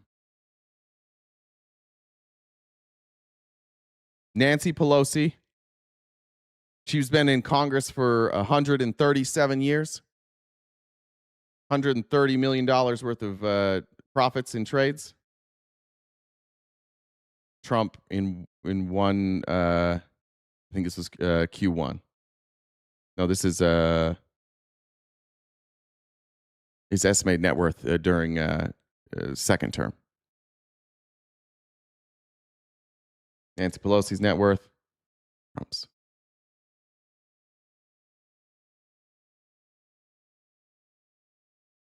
She's worse though, right? We should definitely talk more about Nancy Pelosi and not Trump. Let's see it in percentages. See what in percentages? What do you want to see in percentages there? Yeah, it's not even close. Did somebody bring up Pelosi? Good. Yeah, Nancy and her husband. There we go. Yeah. All right. Then I want to talk to you about what our government's going to do. There's a quote that's associated to Goebbels. That's basically always accuse your enemy of what you're doing. And that's what we have here. This is Brendan Carr. He's the FCC chairman. He's the one that wrote the FCC chapter in Project 2025. This is the person in charge for weaponizing the government against late night comedians, because that's a big problem. These late night comedians are we lost the Tonight Show. It's over, right? The show started by David Letterman, an American staple. It's just gone now. We're not going to have it anymore because Trump is such a little bitch. We just don't get it. And you guys can't handle a joke about Donald Trump. So now we don't have the Late Show anymore. Laura said, may Jay's Wi-Fi forever be as smooth as Maverick's brain. I think my Wi-Fi is all right. Is it choppy today? We having problems with it? And I guess I also don't use Wi-Fi. We're on a hard line here. All right, here's Brendan Carr. Now, their excuse for why all this overreach is because Democrats will probably do it sometime. So we have to break all the rules because Democrats will later. Would you be okay if the Democrats get power over this agency, if the Democrat president... By the way, before this goes, I don't want to hear a goddamn word about any of you guys complaining about Stephen Colbert. If you know anything about the history of Stephen Colbert is so fucking good at comedy that he ran a show on Comedy Central where he pretended to be a conservative, and all the people on the left thought it was funny, and all the people on the right thought it was funny too, because they didn't get the joke. Conservatives notoriously don't understand comedy. The reason that conservatives now are like, that show's not funny, is because you're bitches. You can't laugh at yourself. You can't laugh at the people in power on your side of the aisle, and especially you cannot laugh at Trump. There's nothing funny about making fun of Donald Trump. That's why like ratings fell. Because you stopped watching, because you can't handle jokes about conservatives. But you liked him when he was acting and pretending to be you. He wrote a book, I still have it. It's called I Am America and So Can You. And it was a bestseller, and it was like conservatives read it and they thought it was like the gospel. But that's what you did. You are so thin-skinned. You've canceled an American institution because you won't watch it anymore. If they're going to make jokes about conservatives, I'm going to watch something else. What's Ben Shapiro got going? I'll watch Lady Ballers for the 50th fucking time. How about failed stand-up comedian Steven Crowder? Maybe I should watch more Steven Crowder. Would you be okay if the Democrats get power over this agency, if the Democratic president is elected, if they assert the kind of power that you're doing and enforcement on conservative media?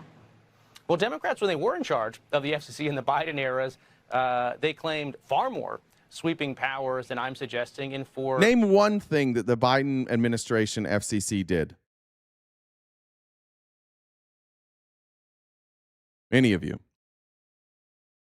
Name one thing the Biden administration's FCC did is in terms of like canceling a show.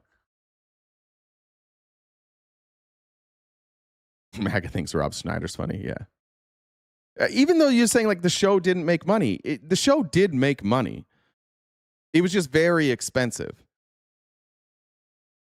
The show, it did. It was their highest earning show, but I think like because of ads and when it was like they canceled it. But why? Why did people stop watching it? Because you guys are so thin-skinned. You can't take a joke. None of you can take jokes anymore. Yeah, right-wing comedy. Yeah, the reason right-wing comedy is cringe is because they punch down. Good comedy always punches up. The best comedians ever, and in any comedian at their peak, they punch up. Comedians that punch down are dog shit. What'd you say? I appreciate. Who said that? They canceled YouTube creators. That's not the FCC though. Omi or oh my. The FCC covers broadcast television. So he's talking about what the Biden administration did to broadcast television. See how you guys don't have an example of this? I like Shane Gillis. I think Shane Gillis is funny. I do think people that are heavily involved in politics have a really difficult time sometimes disconnecting their politics from comedy. And I also think comedians can go too far and they deserve some pushback. I think both of those things can be true. Anthony Jeselnik punches down and remains funny because he's good. Yeah, that's a good point. It's a different kind of punching down, right? Like it's like shock comedy. No, I don't care that you guys don't want to listen to David Letterman. I care that you guys are canceling people right and left because they tell jokes about your president. I think you guys are so thin-skinned that the FCC chair, Brendan Carr, was threatening to pull the licenses of CBS and ABC and NBC if they don't consistently platform people who aren't mean to Trump, because Trump's such a little baby. Overtly partisan political reasons, unlike the steps that we're taking. So, for instance, during the Biden years, they teed up potentially not renewing a Fox broadcast TV license for content on Fox News cable. Yeah, because Fox News in court filings said we are entertainment, not news. And they had a news broadcasting license. And if they go to court and they say that we are not news, then they can't have a news broadcasting license. And by the way, here's what he said. Notice they didn't do anything. What did they do? They thought about it. A Fox broadcast TV license for the steps that we're taking. So, for instance, during the Biden years, they teed up potentially not renewing a Fox broadcast TV license for. They thought about it. They thought about maybe not doing something, and they ultimately didn't do anything. That's it. That's worse than what Brennan Carr's doing, openly threatening CBS that if they don't remove comedians making fun of Trump, that they have to get rid of them. They'll pull their license. For content on Fox News cable. There were Democrat senators, including Senator Markey, that previously, even before Biden, wrote to the FCC to ask them to investigate a perceived conservative. Well, now we're moving the goalposts here, right? Because she asked you about your administration that you're a part of. Now you're talking about Senator Markey, who's not part of an administration. That's a member of the Senate. So the first thing, his first example is they thought about something. And then the second example is irrelevant to what we're talking about. It was a senator writing a letter to them, and they didn't do anything about it. Broadcaster Sinclair, and when the Biden FCC came in, they didn't renew almost a single license for Sinclair the entire time. That was unprecedented. Democrats pressured cable companies to drop Fox News and OAN and Newsmax. The list goes. Yeah, but that's not the FCC, right? Those are cable channels. The FCC doesn't have the fairness doctrine on those licenses. On and on of actual weaponization, but you don't hear about that. None of these are comparable. None of these are even related to what he's doing. That's pathetic. How come you guys can't just admit that you want to cancel everyone? How come you won't admit that you're the party of cancel culture? Why won't you just admit it? Why won't you admit that you're not tough enough to live in a world where other people have different ideas and you need daddy government to step in and protect you and your children from ideas that you're unfamiliar with? We could get somewhere if you would just be honest about that. We could probably make some progress if we started with some openness. Like we're afraid of all new things. Sometimes it happens too quickly and we get really, really scared. So we need daddy government to come in here and silence those ideas. Why won't you just admit that? There's a difference between treason and comedy? Yeah. And you also spelled comedy wrong. But are you saying that what they did was treason? No, it's not, Mr. B. Who is the left who does the left, like, what ideas does the left cancel? Give me an example of ideas that the left cancels. I could think of one off the top of my head. Nazis. I don't think we need Nazis. I think we actively try and cancel Nazis. Now I know that it's a good portion of your party. Racism, yeah, we don't like racists and pedophiles. Even then, you can be racist. You're allowed to be racist. I just don't understand why you guys are so why you won't just admit that you're afraid of everything. Let's have this conversation. No, primetime, it's not every Democrat you've ever known, because you can't give me an example. But let me give you some examples. Who was it that said that if gay people get married, then that'll make it so that our marriages don't count? That was you guys, right? Who is it that Donald Trump, every time he gets in front of a microphone, he has to talk about trans people? What's that about? What's his name? Jake Lang was at the Washington Nationals game saying that non-white people are going to replace him. You guys are afraid of everything. You're the most terrified human beings I've ever seen, and it's all ideas. Just anything that you're uncomfortable with, anything that's new to you, you're so afraid. You're like, we have to get rid of that. Fuck vaccines. You guys were afraid of the COVID vaccine. Can you imagine? Who's afraid of vaccines? Toddlers. My daughter used to be afraid of getting shots too, but she's 6 now, so she's not afraid anymore. She gets a little nervous. She doesn't like it, but she doesn't create a whole fucking movement on based on this idea that vaccines are going to murder her. But really, you all are just afraid to put a needle in. You guys are afraid of vaccines. You're afraid of seeing 2 men kissing. You're afraid of a trans person playing sports with you or just being in a locker room with you. You're the most petrified people I've ever seen. That's not a vaccine. Yeah, that's exactly. You're so afraid of it that you say dumb shit like it's not a vaccine. You make up whole new arguments that don't make any fucking sense. Of course it's a vaccine. Of course it's a vaccine. What do you think it was for? To put it in the microchip.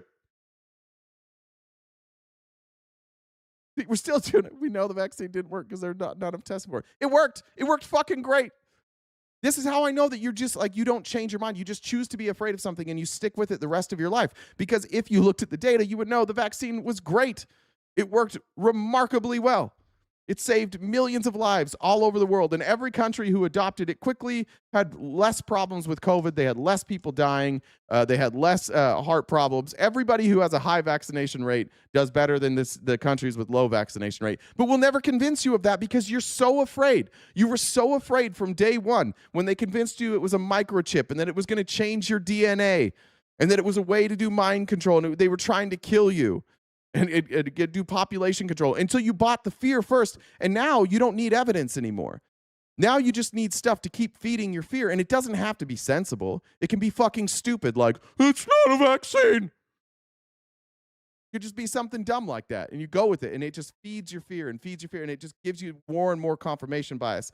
And that's why we're so divided now at this point, because you guys don't live in reality. Nothing. I say this all the time, but nothing you believe is real. I swear to God, not one fucking thing you believe is real. Let's play the game again. Conservatives, only conservatives. In the comments, write something that is real. Just explain something that is real. Watch this. They're going to name a bunch of stuff that they don't have evidence for, and they just believe that it's real. Just say something that's real, that you believe politically, that's real. No. Okay. Thank you.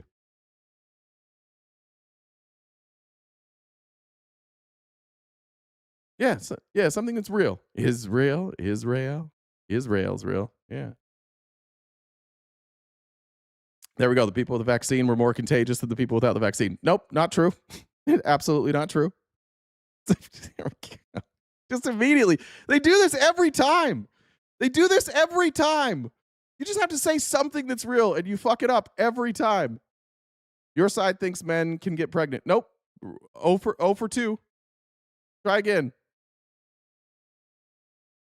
Brian Shapiro's your big bro. I don't like Brian Shapiro. That's mean. Epstein equals Pizzagate. Again, not true. The Biden administration suppressed social media. Wrong again. This is crazy every fucking time. Political parties are a fake. Nope. How do they get? This is the easiest thing. COVID vax has officially been black labeled. What does that mean? What do you mean black labeled? Isn't it crazy? Vaccinated people were absolutely not more. Okay, that's Marlene. Yeah. Keep going. Give me stuff that's real. Trump is president. Yeah, there you go.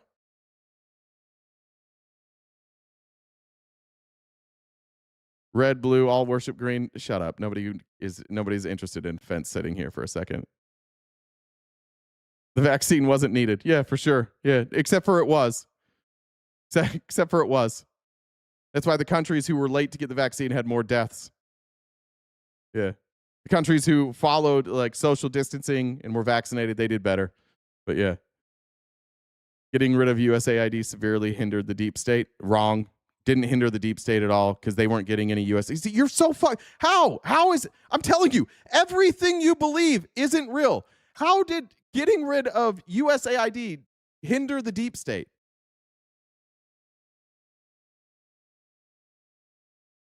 Maverick, shut up. Shut up, dude.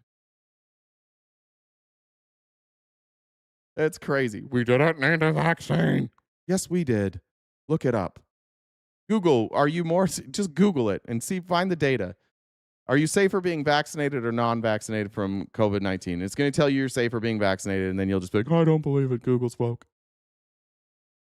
Remember when fools like this said we would all be dead by now? Yeah, nobody said that, Mark. See, now what you're doing is you're creating a new argument so that you're right, because the data's not on your side, so now you move the goalpost that we all said you were going to die, and we never said that. Yeah, all right. Keep going, Brendan Carr. Because a lot of the national news media just runs cover and doesn't focus any attention or news stories on that. So we're following the precedent at the FCC. My view is let's just apply the law in an even-handed and fair way. The Democrats massively weaponize the FCC. I'm confident if they get back. Again, he didn't give any examples of the Democrats weaponizing the FCC. Not one single example. I asked you guys for examples. You didn't have an example. Nobody has an example. He's just making up shit because they're weaponizing the FCC. Back again. They're going to massively weaponize it again. I don't think that means that we should do the same thing. But let's at least enforce the public interest standard. Yeah. Yeah. The public interest. There's a big public interest standard. By the way, the fairness doctrine, which is meant for like these broadcast licenses that CBS, NBC, ABC, and Fox have, they all have like a fairness doctrine, and there's like a public interest carve out that says basically if you are broadcasting on one of these channels, it needs to be in the public interest. Is comedy not in the public interest? It's not making jokes, covering real stories, and then joking about it. That's not in the public interest. That's basically what they're saying. They're saying like if you make too many jokes about Trump, but you don't make enough jokes about Democrats, then it's not in the public interest. Why? Why? That's comedy. That's every friend group. There's always like one friend that gets picked on more than others. Again, you're just thin-skinned. You're just afraid. You don't like comedy. Amy said jury dismissed Elon's case against OpenAI. Did they really? Good. That was a massive case. I don't even know if good. Fuck all of them. Can the jury just dismiss them from being on this earth anymore? Can they just all go to Mars real quick? That'd be better. Just a reminder, guys, we are crowdfunded, so anything you can do to help us knock out that gift goal by the end of the live would be greatly appreciated. We prefer Cash App, PayPal, and Venmo because less money is taken from there, but if you want to send super chats, that's also an option for you. So thank you guys so much for the support. We got about 2 hours left in the show, and then we'll be out of here. And if we can knock that gift goal out earlier, that would be great because then Jen won't be inside of my ass, which is terrific. All right, I want to show you Lindsey Graham. Senator Cassidy, who is he North Carolina? Where's Senator Cassidy from? Or maybe Louisiana? Where's Bill Cassidy from? I'm trying to remember. Louisiana, yeah. Lost his primary. He lost his primary because he doesn't worship Donald Trump. And he's been in the Senate for a long time. He lost to a Trump-appointed MAGA cuck. And here's what Lindsey Graham said. And just so you know, this is what everybody in your party thinks. They don't care. Any of you in here who think like you don't worship Trump and that you have a say and that ideas that you come up with matter, Lindsey Graham's going to tell you the opposite of that. Nothing you say matters. None of your ideas matter. Nobody you vote for matters. You do what Donald Trump says or you lose. And he confirms it. Cassidy losing his primary in Louisiana. You worked closely with Senator Bill Cassidy on a range of different issues, including a plan to replace Obamacare. He, of course, voted to convict President Trump back in 2021 in the impeachment trial. Now he's lost his seat. Are you glad that Senator Cassidy is no longer going to be your colleague, Senator? No, I like Bill. I thought he's a great senator, but he made a political decision. He voted to impeach President Trump, which would have ruined his political life. He could never run for office again. Massive.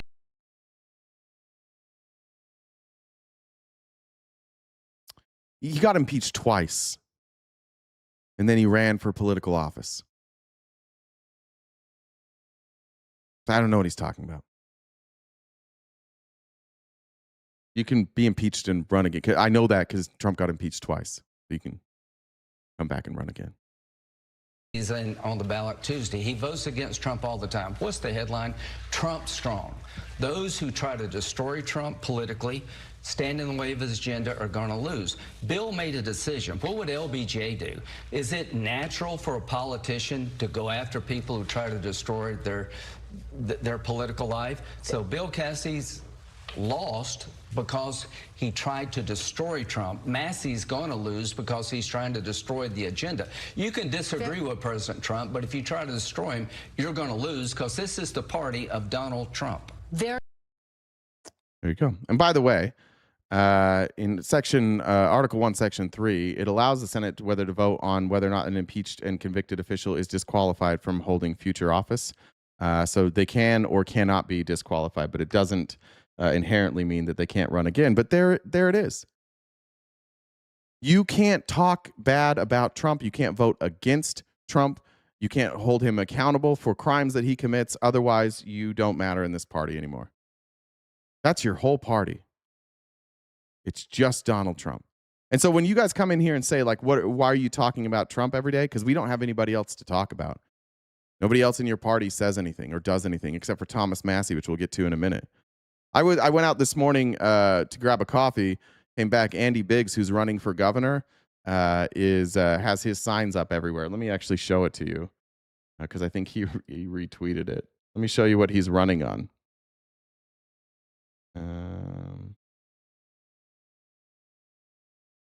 There it is. Big ideas. Trump endorsed. Biggs for governor. How fucking cucky is that? That's his sign. Trump likes me. Will you please vote for me for governor? Please don't look into how my kid shot somebody in a Walmart parking lot and I helped him get off. Please don't bring that up. Please don't bring up that I never had a career until we won Publishers Clearinghouse. Please don't bring that up. Please don't bring up how I was in Congress for 1,000,000 years and I didn't pass a single piece of legislation, please. Just know that Donald Trump endorsed me, so vote for me. And he'll probably win. He'll probably win the primary, and then he's going to get absolutely dusted in Arizona because he's an idiot. And Arizona doesn't really like MAGA cucks. Amber said there's a reason people in red states die 10 years younger, have higher obesity and disease rates. I would say, yeah, lack of education. Thank you, Kelly, for joining the Dollar Train. Thanks all you guys for joining the Dollar Train and helping us stay crowdfunded. We appreciate that very much. Until Blue Chew steps in and starts paying the bills around here, we're going to have to stay crowdfunded. Yeah, of course you're allowed to do that. It's just weird. Why do you guys always think that the argument we're making is you're not allowed to do something? I want it to be to the MAGA that's here for the rest of the show. Everything I criticize you for, I want you to know that I know you're allowed to do it. I'm criticizing you because it's dumb and it's weird and it's cucky. I keep getting stuck in this loop where I have to defend Hassan, who I don't watch a lot, but I saw he was trending this morning on Twitter, and I saw a bunch of people just playing old clips of Hassan. And then this one came up. He's on an interview with Sirius XM Radio's Dean Obadallah. I don't know who that is. I don't know if I said that correctly. But I loved what Hassan actually said here. And this is kind of the encapsulation of what it's like currently being on the left and dealing with MAGA and dealing with the Zionist MAGA, where they just don't live in reality and they want to play identity politics, but they don't seem to know what any of this shit means. This is a great answer by Hassan here about the accusation, which I get all the time. I get the accusation that I'm anti-Semitic because I don't support Israel. And Hassan obviously gets that. And I think he's gone a lot further than me, and he said some things that are questionable at best. But I thought this was a great answer. I combat all forms of bigotry and all forms of reactionary sentiment. And of course, anti-Semitism is one that I'm particularly in tune with because anti-Semitism, thanks, Damien, is one of the highest stages of fascist thought. It's one of the easiest ways to identify that someone is a fascist. So as an anti-fascist, like I know all the dog whistles, right? I know all the different ways that language has evolved over the years, and I'm very in tune with that. And for years, I've worked with some of these like anti right wing, like anti bigotry movements and organizations that combat extremism in the country. Being stupid's in vogue right now. It is. So you got to pair it with a red MAGA hat, and you got the whole costume. Of course, some of them have historically also used the prominence that they have in the civil rights field to advance the interests of an apartheid state, and also do ethno-supremacist extremism of their. I just wonder, why shouldn't I give Hassan good press right now with this answer? What's wrong with this answer? own. I'm, of course, referencing the ADL. They call themselves the Anti-Defamation League. I call them the Apartheid Defense League. But what's unbelievable is I think a lot of people do know better. Like, there's two brackets on the Zionist side, right? There's the people that are hysterical when it comes to just like analyzing what I'm doing and saying. Right. The people that are hysterical that go, no, that's a Muslim guy. Of course he's anti-Semitic. What are you talking about? He's the sinister, perfidious Muslim who is the perfidious Muslim who's like sneakily trying to make it seem like he's not anti-Semitic when in fact he certainly is, because he's anti-Israel. And then there is the other side of it where some people are genuinely hysterical, where they think like, oh, you don't like Israel, and there can't be any validity to that. It must come from a place of hating Jews. It's the same. It's like the same ideology and the same framework and the same like refusal to ask yourself questions and probe your own mind to figure out what it is exactly that you're hearing that you don't like. It's the same with the Zionists as it is with MAGA. Like if we criticize Trump, all they hear is, oh, it's Trump, and it's immediate defense. Any criticism of Trump must immediately be written off as orange man bad, or you just hate him. And it's the same thing. It's the same thing with Israel, and I think that's why a lot of the people on the right who started being critical of Israel and saw that response to them, that you can't criticize Israel without being labeled anti-Semitic. I think that's also why these same people largely are turning on Trump, because they're recognizing that that's what happens to people who criticize Trump too. That's what happens when you operate like a cult. If you can't criticize somebody without being labeled anti that thing, then that thing can never be criticized. And you have all created this protective barrier around Trump. And for those of you who are still on the side of Israel, the same thing, where no criticism can ever get through. In fact, the criticism makes you dig in deeper. That's what cults do. That's how they get this level of loyalty. And you guys have this level of loyalty. Those of you that are left, I don't think there's a ton of you left. I think some of you are the last remainers. But that's how you get to this point, where you cannot criticize Donald Trump. No criticism is valid. And this is Zionist indoctrination, and this is a byproduct of said Zionist indoctrination and unlimited propaganda. It's one that I seek to detangle and seek to deconstruct in the same exact ways that I deconstruct white supremacist propaganda that people are fed and inundated with since birth in the United States of America. I see no distinction or difference between the two. Obviously, there's some complexities, but I think that's what's ultimately so frustrating to many people who have lived a lifetime of being able to both talk about their own marginalization, but then have their real historic marginalization be a defense for the marginalization of others. All right. Sonny said Lindsey Graham talks shit about Trump in private, probably. Or he beats off to Trump in private. And then last clip from this interview that I thought was really good here. It's not just... and I love this. This is one of those times when Hassan uses words correctly that I think a lot of people are going to take what Hassan's saying here and they're going to think he's going too far. I agree with this. When he does stuff like this, I'm a big fan. Like, I think that a lot of people are afraid to call Israel fascist. They're afraid to connect Benjamin Netanyahu to famous fascists because one of the most famous fascists really had a problem with Jewish folks in Germany. And so I think people are afraid to do that, but it is like, what's the difference? If we're talking about fascism, what's the difference between Netanyahu and Hitler? Both are doing a genocide. Both did a genocide. Both consistently step outside the boundaries of their country. Both rely on this idea of ethno-supremacy. There's not a great deal of difference between the two. It's not just that you're demonized if you use the wrong word. Yeah, I do call-ins. Sorry, just wondering. I do call-ins. You just have to message JenDub1. If you look up the Venmo username above me, that's Jen's Discord name. You just message her here and we can bring you on. It's not just that you're Did I say genociding Israel? I meant Gaza. Sorry if I said Israel. Demonized if you use the wrong word. Sometimes you're demonized for using the right word. This is one of the major points of contention with why I think a lot of people in mainstream media despise me and cannot deal with me in any way, shape, or form beyond the fact that I'm unbought, unbossed on a totally independent platform that is competitive with a lot of these other outlets, especially for a younger audience, is the fact that I don't mince words at all when I talk about this issue. I openly say that Israel is a fascist country. I openly make the comparison deliberately between Nazi Germany and what Israel is doing. And this is a major point of contention for a lot of people because there's this idea that this is a comparison that is far too aggressive or totally ridiculous. I don't think it's ridiculous at all. I mean, Zionism is a fascist. The difference is that Hitler didn't want to go to war. I probably disagree with that. He invaded Poland. He kind of wanted to go to war.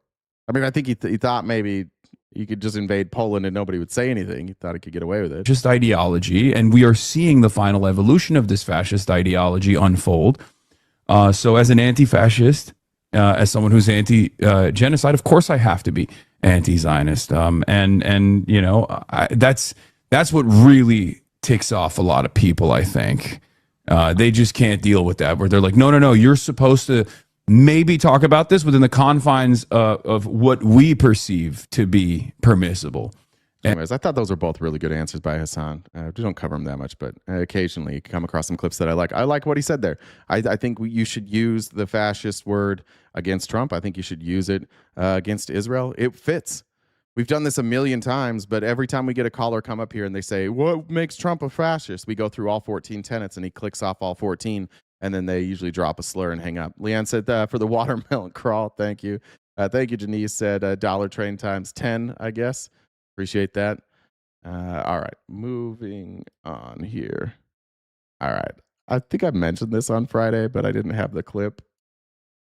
This is Donald Trump lies about insane shit. He lies about shit that you should never lie about, that's easily verifiable. And pathetically, the people who when he does this, they sit behind him and they never correct him. They'll never speak out against him. I think on behalf of all of you MAGA people, I'm offended for you, because Trump's about to take credit for something you've all been saying for a long time. But you can say that we're going to reduce drug prices by 80%, and we won't get one Democrat vote. I don't know how they get away with it. That's why we call them the Democrats. We have a new name. They're Democrats because they're dumb. They're dumb people, and they just can't do it. I've been waiting so long for them to change. Can we just go once? I'm going to go back here. Explain why we're Democrats. Why is it that we're dumb? What's your argument here, Trump? The Democrats. We have a new name. They're Democrats because they're dumb. They're dumb. Because we're dumb people, and they just can't do it. They just can't do it. That's why they're dumb. They're dumb. They're just dumb people. They just can't do it. Can't do what? Why is he taking credit for Democrats too? Like that hasn't been in our chat for as long as I've been doing this. I've been waiting so long for them to change, but they just keep losing, and they're going to keep losing with their policies. It's insane. What is he talking about? What in the world is he talking about there? You guys really going to sit there with straight faces and pretend that's not insane? That he just claimed that he made up Democrats, and then two, his reasoning for Democrats is because they're just dumb, and then that they keep losing, which they're not doing. They keep winning. Yeah. No, Mark, stay on this. Mark, you have to answer this question. Can you explain to me why you don't think that that's like a crazy thing that just happened? Stop bringing up COVID. Yeah, Maverick. Isn't that weird how he just lies about shit? All right. This was crazy. This happened on C-SPAN. This is a 3-time Trump voter. Maverick, this could be you if you check your ego. This could be you, bud. I believe everybody in the chat fucking hates you. I just want you to know, Maverick, maybe it's because I'm a Dallas Mavericks fan. Dirk Nowitzki's my favorite player of all time. Maybe that's why. Maybe that's why I believe in you. But this caller could be you if you just check the ego a little. Let's go to Thomas. Do I identify as a Democrat? No, I don't identify as a Democrat. I just get called a Democrat all the time. So I assume when people say this Democrat, they're talking about me. You guys incorrectly identify me, but I don't care because I'm not easily offended that way. Thomas now calling all the way in from Honolulu, Hawaii on the Republican line. Good morning, Thomas. You're on with us. Yes, sir. Good morning. Just showed a video of Trump saying all Democrats are dumb. And then James wanted to know why we spread so much hate. Sorry, James. Well, I'll stop showing clips of Donald Trump so much. Be less hateful around here. Yeah, a national thought and then a local one. It's hard for me to say this, but I think if I can open up about it in public, that it might help others. I wanted to believe Trump was the real deal for a long time, even though I had doubts because I knew enough about his business history to think otherwise. But now I regret my support for him, and I should have known better. He's making it plain as day. He's a con man, a liar, doesn't keep his promises. He's in office all for himself, and he doesn't even try to hide his corruption anymore. So unless you get all your information from what I call the right-wing propaganda for profit, disinformation, media, industrial complex, he's the worst president we've ever had, and he's the most corrupt president we've ever had. I know it's hard. Indefensible. There is no measure, and I'll give you this opportunity for a second. There's no measure by where Donald Trump is a good president. None.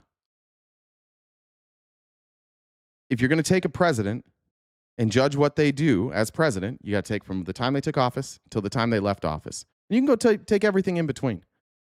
There are no wins for this man outside of his own personal wealth. And when it comes to corruption, he has no match. There's no rival. He is by far and away the most corrupt politician who has ever existed. And he does it openly because the people who vote for him are voting for him to own the libs and not for anything else. So it doesn't matter that he's not doing anything for you. It doesn't matter that he's raking in a fortune. None of it matters, because as long as he keeps making us mad, because we can read, because we care about our country, and because we don't like corruption, and so it makes us mad, you're like, good. I'm glad. That's what I voted for. I voted for you to be mad. And until you guys run out of that, we're just going to have this corrupt psychopath running our country and running us into the ground, handed off all your money to his buddies. It took me a while to be able to say that. Very difficult when you commit yourself to believing in somebody. Thomas, if you don't mind me interjecting, did you vote for Trump all 3 times in 2016? It wasn't me said. I would ask MAGA why they want to believe the worst about the left. If I hear Trump did an awful thing, I go research and hope it's not true. If MAGA hears AOC did an awful thing, they assume it's true and deny any evidence otherwise. Why do they actively want the awful to be true? Because it's just deflection, right? There's too much stuff with Trump that's true and too much stuff that has evidence. And they've already committed to one team. So they have to then distort reality and be like, oh, the absence of evidence is evidence, and evidence is actually evidence that there's no evidence. They just live in bizarro world. You can prove anything you want. Like every time Trump gets convicted of something, they're more convinced that he's innocent. And every time charges are dropped against somebody that Trump goes after, they're more convinced that that person is guilty. They live in the opposite of reality. It's literally how they live. Whatever happens that's real, the opposite. We've seen it today all day. It does every single piece of data that has ever existed and has ever been peer-reviewed suggest that you should be vaccinated for COVID to be safer. Yes, what do they believe? The exact fucking opposite. Has every recount, has every investigation, has every court case determined that the 2020 election was not stolen? Yes, they believe the exact opposite. Is Donald Trump an adjudicated sexual abuser? Yes, they believe the opposite. Did he commit fraud? Is he a convicted felon? Yes, they believe the opposite. It doesn't matter. As long as Donald Trump keeps saying the reality is the opposite, they'll just keep doing it. Everything they believe, and we did it earlier, but everything they believe is wrong, is the opposite. There it is. Go take another booster. I will. That's like telling somebody who's dehydrated, go get another sip of water, idiot. Yeah, of course I would take another booster. Of course I would. Because the science says that I should, but not you. Not you. We're back on it. The COVID vaccine does nothing. See, the opposite every fucking time. And that's why, rightfully so, there are very few people you can get through to. But that's what we're here for every day. And Maverick, you're in the crosshairs. You're in the crosshairs. We're going to pull you out of this cult, bud. 2020, 2024? I'm sorry, I missed that. Say that again, please. Did you vote for President Trump all 3 times that he's run? Yes. I wanted to vote. I considered a third party, and I considered even a Democrat, but I did in the end. That's a good point. Trump takes all his boosters, so take that, just shoot that shot at him. Vote for him, but. And what do you feel? That's really interesting. What do you feel, or what was the straw that broke the camel's back this time around? Was it the war? Is it something I don't think else? it's one thing. It's been a cumulative process. And it's gotten so blatant now, and he's just literally the things he's going to lower prices on day one. He was going to do this on day one. Only he could fix all this stuff. And now I understand how somebody like Adolf Hitler was able to brainwash millions of people. I never thought I'd see that again in my lifetime, but it's happened, right? I thought Robert, I've been nice to you many times. Don't tell me there's no way to build a bridge with me and that I think everybody's redeemable. It's the thing perhaps that some people in my audience like the least. Like, that's the running joke about me, is that I think everybody's redeemable, and that some people seem lost and are lost, and I spend too much time trying to redeem them. The only people, like on TikTok when I was still there, some of the people, like I lost viewers because of Admir and HVAC, because I kept people around who I believe are redeemable far longer than they believed they were redeemable. If that's like the one running joke of this whole fucking show, this is one of the main things that my audience gives me shit about, is I spend too much time talking to MAGA Republicans who they believe are irredeemable. Like, that's the problem. The problem with you, Robert, is that you're not really interested in doing any work and figuring out if this stuff is true. I don't take you as good faith. You're not, I wouldn't say you're not redeemable. I would say that you're not really worth the time because you're not going to engage in any real way. That's why I keep pointing to Maverick. Like, Maverick says some dumb fucking shit every day, but he does engage sometimes. Every once in a while, there's something there. But yeah, I don't think until you're willing to just like learn something new and change your mind on something, I wouldn't say you're irredeemable, but you're not in a place right now where we can have that conversation. We got past that, but we don't learn from history. But I just hope the best we got to slow him down, make him accountable any way we can. Right now, the only weapon is to vote for as many Democrats, whether you like them or not. To just get some balance back into our system of checks and balances, right? Congress is doing nothing to stop him. He has more power. He wants to be a king, and we're letting him get away with it. We fought Maverick, stop calling people your haters when you're trolling too. Stop that. Don't call people your haters when you're in here trolling. Revolutionary war against England because we didn't want to be ruled by an arbitrary king like Trump wants to be. So, but I'll stop there for that. Leavingmaga.org for anybody who's interested. It gives you a community of people who used to be supporters, but who also are having doubts now. So and being part of this community is a big part of the appeal, I think, right? So that's something others who might be having doubts could check into. John Q. Public, I wasn't the one that brought up redeemable. That was Robert said, I think people are irredeemable. I think people are redeemable, but I appreciate that. Dolphin said, Brennan Carr, February 14, 2019, Carr said on X, should the government censor speech if it doesn't like? Of course not. The FCC does not have a roving, why did that pull out of there? A roving mandate to police speech in the name of public interest. Give me a sec for that second one. May 22nd of 2022, Carr said, President Biden is right. Political satire is one of the oldest and most important forms of free speech. It challenges those in power while using humor to draw more people into the discussion. That's why people in influential positions have always targeted it for censorship. And then and then Brennan Carr comes in. He's like, yeah, we're gonna pull everybody's licenses if they say shit that I don't like. Cool party you guys have. Make sure you tag YouTube when you're reporting vulgar language, okay? Otherwise, they don't fucking see it. All right, this was cool. LBC did this segment. I'm going to watch this. Has he got a plan? The rest of our videos today are longer videos, so I'll try not to break in too much. We got about an hour and 20 minutes left. Just a reminder, guys, this is a little bit slower day. Monday always is, and I didn't want to cover the same shit everybody else was, so I hope you're enjoying a different approach we took today. But we are crowdfunded. Anything you can do to help us knock out that gift goal by the end of the live would be greatly appreciated. We're a ways away, and that's okay. Venmo, Cash App, and PayPal are our preferred ways, because then less percentage is taken from us, or you can do YouTube Super Chats. And then just a reminder, we do have paid memberships on both Twitch and YouTube. And if you want to join us not this Wednesday, but the next Monday as we finish up our movie night, You can join as a paid member, starts at about $5. That helps us kind of at least have some sort of estimate of what our revenue looks like every single month, so we can make decisions on where we want to expand. But I appreciate you guys. You're very kind and generous every single day. And if we did a dollar train, knock that out in a hurry. Like I said, about an hour and 20 minutes left. This is from the LBC, which is across the pond. It's not the BBC, it's the LBC. It's not the same LBC that Snoop Dogg was speaking about, but they went around and they interviewed people in the United States who are still supporting Trump. And it's enlightening.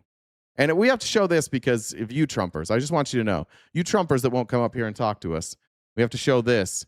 And we could have real-time, real-life interactions with you guys. But until you're brave enough, we're going to have to show other people's interactions. The war in Iran. Oh, he's definitely got a plan. He doesn't do anything without a plan. So, What is that plan, do you think? I have no idea. And neither, it seems, does anyone else. Donald Trump's approval. Isn't that crazy? These are adults. That's such a crazy thing to have faith in a human. Just another human like that. He's got a plan. What is it? No fucking clue. Then why do you say that?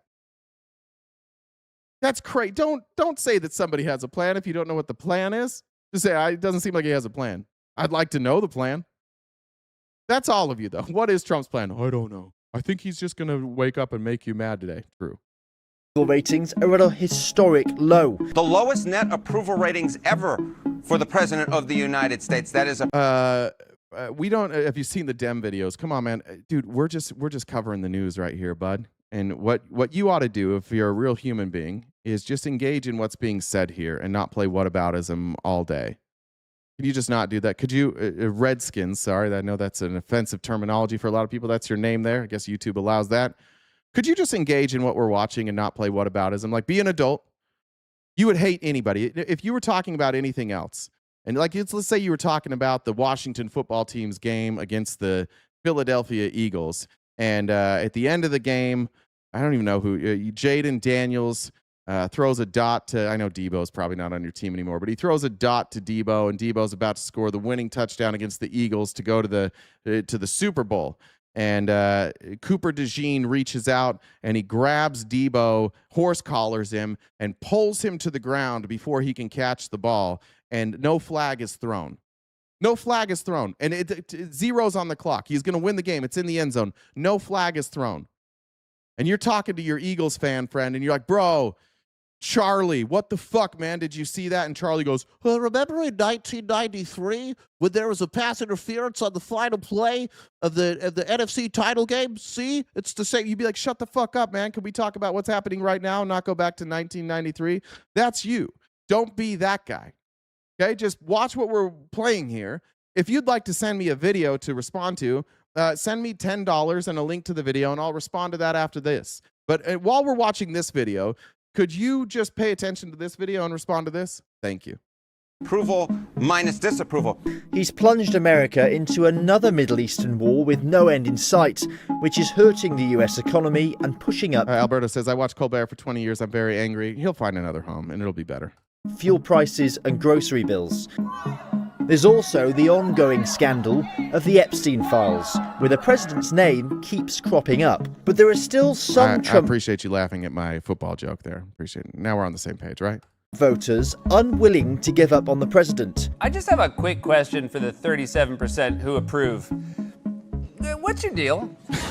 I went to America's capital to find out. I noticed there's of course, Thank you, Stacey said for the Snoop reference. Sherry said a little something to say my name, Sherry. Thank you, Sherry. Event, but there's also the Israeli flag. So just tell us what's going on here. What is this for British audiences? Mainly showing support, solidarity. For Israel. Yeah, and the Jewish heritage goes along with Christianity a lot, so it all intertwines. I'm sure many of the people in this tent think quite deeply about Israel and America's war with Iran. What are your thoughts on that and how it's going and the impact on the economy? It's good to see 6 people there, by the way. That's the right amount of people to be there. Probably the wrong person to ask about that. Lately I've tried to just turn off the news and just go about my daily life, and I feel like the information we get from so many different angles is skewed and biased and distorted, so it's hard to pick out what's real and what is the... No, it's fucking not. It is so goddamn easy to figure out what's real and what's not. I hate this approach so much. This is, I made a decision to who to vote for. Now I keep getting conflicting information. I don't want to learn new things because I have privilege. I'll just ignore it. I hate that person so much. And I mean that person like in general. There's nothing that will infuriate me faster than somebody being like, you know what? I had a strong opinion and then there was conflicting evidence. And so now I no longer have a strong opinion. I have not tried to figure out what's true and what's not. It is so goddamn easy. It is not hard to figure out what's true. Listen to something and then Google it. It has never been easier in the history of the world to find out what is true and what is not true. And MAGA has just like, fuck it, there's no tools. If only there were some tool to help us figure out what's true and what isn't true, I guess I'll just stop worrying about it and believe what I want to believe. That's MAGA in a nutshell. Just, nah, I'm not going to learn new shit. Robert's muted for 5 minutes. Robert, I was nice to you earlier. Don't say triggered when I do this shit. It's annoying. You do that all the time. 5 minutes for Robert. The real truth about anything. So I'm not up to date on everything that's going on. One of the things he ran on was no new wars, and now here we are in a war. So, I definitely disagree with him on that. Yeah, for sure. Do you think some of his supporters will feel betrayed by that? Because he ran on no more wars in the Middle East. For anybody who's new here, I grew up in a cult. What they taught us in the cult is that any information that was contrary to what you believed was anti-cult information and that you should ignore it. They would always say, doubt your doubts, not your faith. That is exactly who you are. That's why I call it a cult. It looks and feels and operates and is exactly like the cult I grew up in. In fact, the cult I grew up in, they fucking love Trump. Good Lord, do they love Trump. This is how you get stuck in a cult. You just shut your eyes and you shut your ears. This is how you get stuck in abusive relationships. This is how you get stuck in a job that you fucking hate or that is unethical. You just don't want to face reality, so you shut it all down. And as you say, he's launched one. Yeah, I think so. For sure. Yeah. I mean, the midterm elections are later this year. Would you potentially vote Democrat then? Maybe because you're not happy with the way Trump is directing things? No, I don't think so. I mean, I'm more independent, not really in a box. Do you think the war in Iran is going well? You're in a red box. I think as well as could be expected. I don't think it was ever going to end overnight. So, does that change how you think of President Trump? Not at all. He should have been done 40, 50 years ago. Wouldn't have had these issues now. Has he got a plan, do you think, for the war in Iran? Oh, he's definitely got a plan. He doesn't do anything without a plan. So, what is that plan, do you think? I have no idea. It's above my pay grade, but I guarantee you he has a plan. So you're fully behind him? Oh, yeah. War in general tends to be one of those topics that people don't like, even though it's kind of a part of life a little bit. But so I'm sure. No, it doesn't have to be. It wouldn't be part of life if we stopped going to fucking war. All of the wars we've been to in my life, we didn't have to go to. They didn't get us anything. It doesn't have to be part of life. We could stop going. We could stop doing war. Why are Americans just so willing to be like, oh, well, murdering people, that's just part of life. I just don't worry myself about it. I go about my day. No, just don't go to war. We could just not go to war anymore. There's a little bit of support, but I think also for people who do support him, they know, they probably have trust in him. He's a well-established businessman. He wouldn't have done it without thinking through all the options and picking the best, what would have been best. Do you think he's got Come on. He's a well-established businessman. So, yeah, I just trust him because he has money. Just say that. He has a lot of money, so I trust him. The plan there in Iran. Yeah. Even if the president's tactical choices are up for debate, the war's impact on the US economy is not. Energy prices have spiked since the beginning of the conflict, with the average price of a gallon of gas now rising by 40% across the country. And grocery bills are expected to be hit too, with a global fertilizer What do you think the Dems would have done differently? Support Israel, print double the dollars in existence against and again in open borders? I don't think we would be a war with Iran because Netanyahu tried to get Biden to go to war with Iran and he said no. And the borders were never open. So ask better questions. The first part, well, we answered. It would be low. We'd still probably be supporting Israel way too much, and I would still be critical of that. But we wouldn't have been at war with Iran. Trump's the only one dumb enough to get suckered into that. Making food production more expensive. And this is a president who campaigned on the cost of living and tackling inflation. Grocery is a word that I used a lot on the campaign. It's like an old-fashioned word, but it's a beautiful word, very descriptive word. Has he broken that promise? I just think he's doing a terrific job in terms of our economy. It's a little down now, I think, but I think the steps that he's taking to right the economy are the right steps to take. What are those steps? Can you guys tell us the steps that he's taking that are the right steps in this economy? What are those steps that people believe in? Because it sounds like everybody just is like, he's rich and white and conservative, so I like him. What are the steps? The tariffs, that was a fucking nightmare. That didn't work. That raised prices, and we got to pay all that back. Tax cuts, that's not helping. What is it exactly that his plan is here? Because it just looks like our debt is exploding, unemployment's going up, and inflation's going up. So what is it that you guys feel like is the plan that's gonna work? Vote for him again now, given what's happened to the economy and the situation in Iran. Might have to rethink that. Really? Really.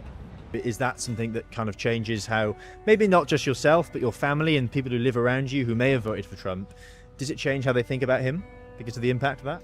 I don't think that particularly does. I think the economy is going to go up and down no matter what. Prices, inflation, everything. So Yes, I hate her so much. Nothing is affected by anything at all. Life just happens and you just sit here and smile and then you just accept it. Okay. How did I get a podcast being so uneducated? I fucked your dad and then he funded it for me. Tell him I said, what's up? I don't put a whole lot in that right now. Fair enough. Yeah. Everybody's got to pay a little bit. You happy to pay that price? Oh, sure. It doesn't bother me. I think they look for anything negative that they can exploit. I don't think it'll make a big difference, so unless it really gets out of hand. Really? Yeah, the average American. Where is this tracker, by the way? Brand tracker. Let's see how this is going. Oh, I hope it doesn't get out of hand. This is the amount of money that American consumers have spent so far. This isn't what we've spent on the war. This is what it has cost American consumers out of their own pocketbooks. We're at $41.9 billion, just under $42 billion. This has already affected us. Just in gas alone, $23 billion in increased costs. You'll have to break it before you fix it. What? When? I've never once broken something on purpose before I had to fix it. That doesn't make any fucking sense. When my car doesn't work, I don't go break a bunch of shit. We fix it. I had a leaky faucet last week. I didn't break the whole fucking faucet, fix it. That doesn't make any sense. That's just a thing that you're saying because you don't understand what's happening right now. You don't need to break things to fix them. You can just fix them. It's pretty cool.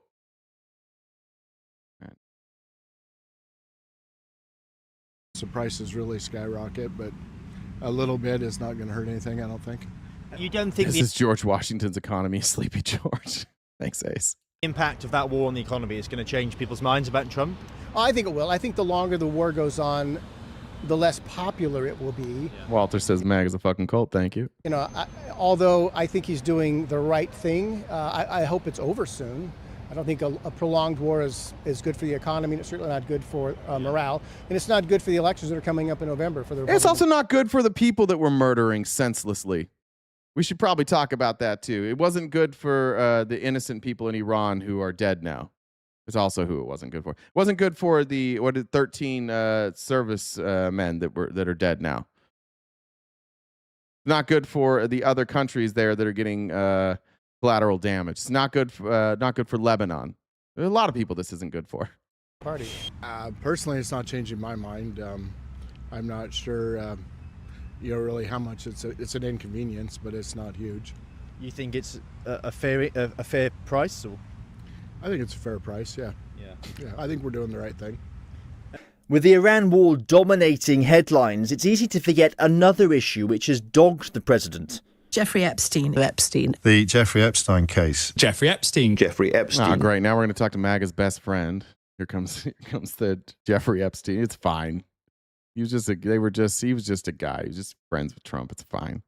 Jeffrey Epstein.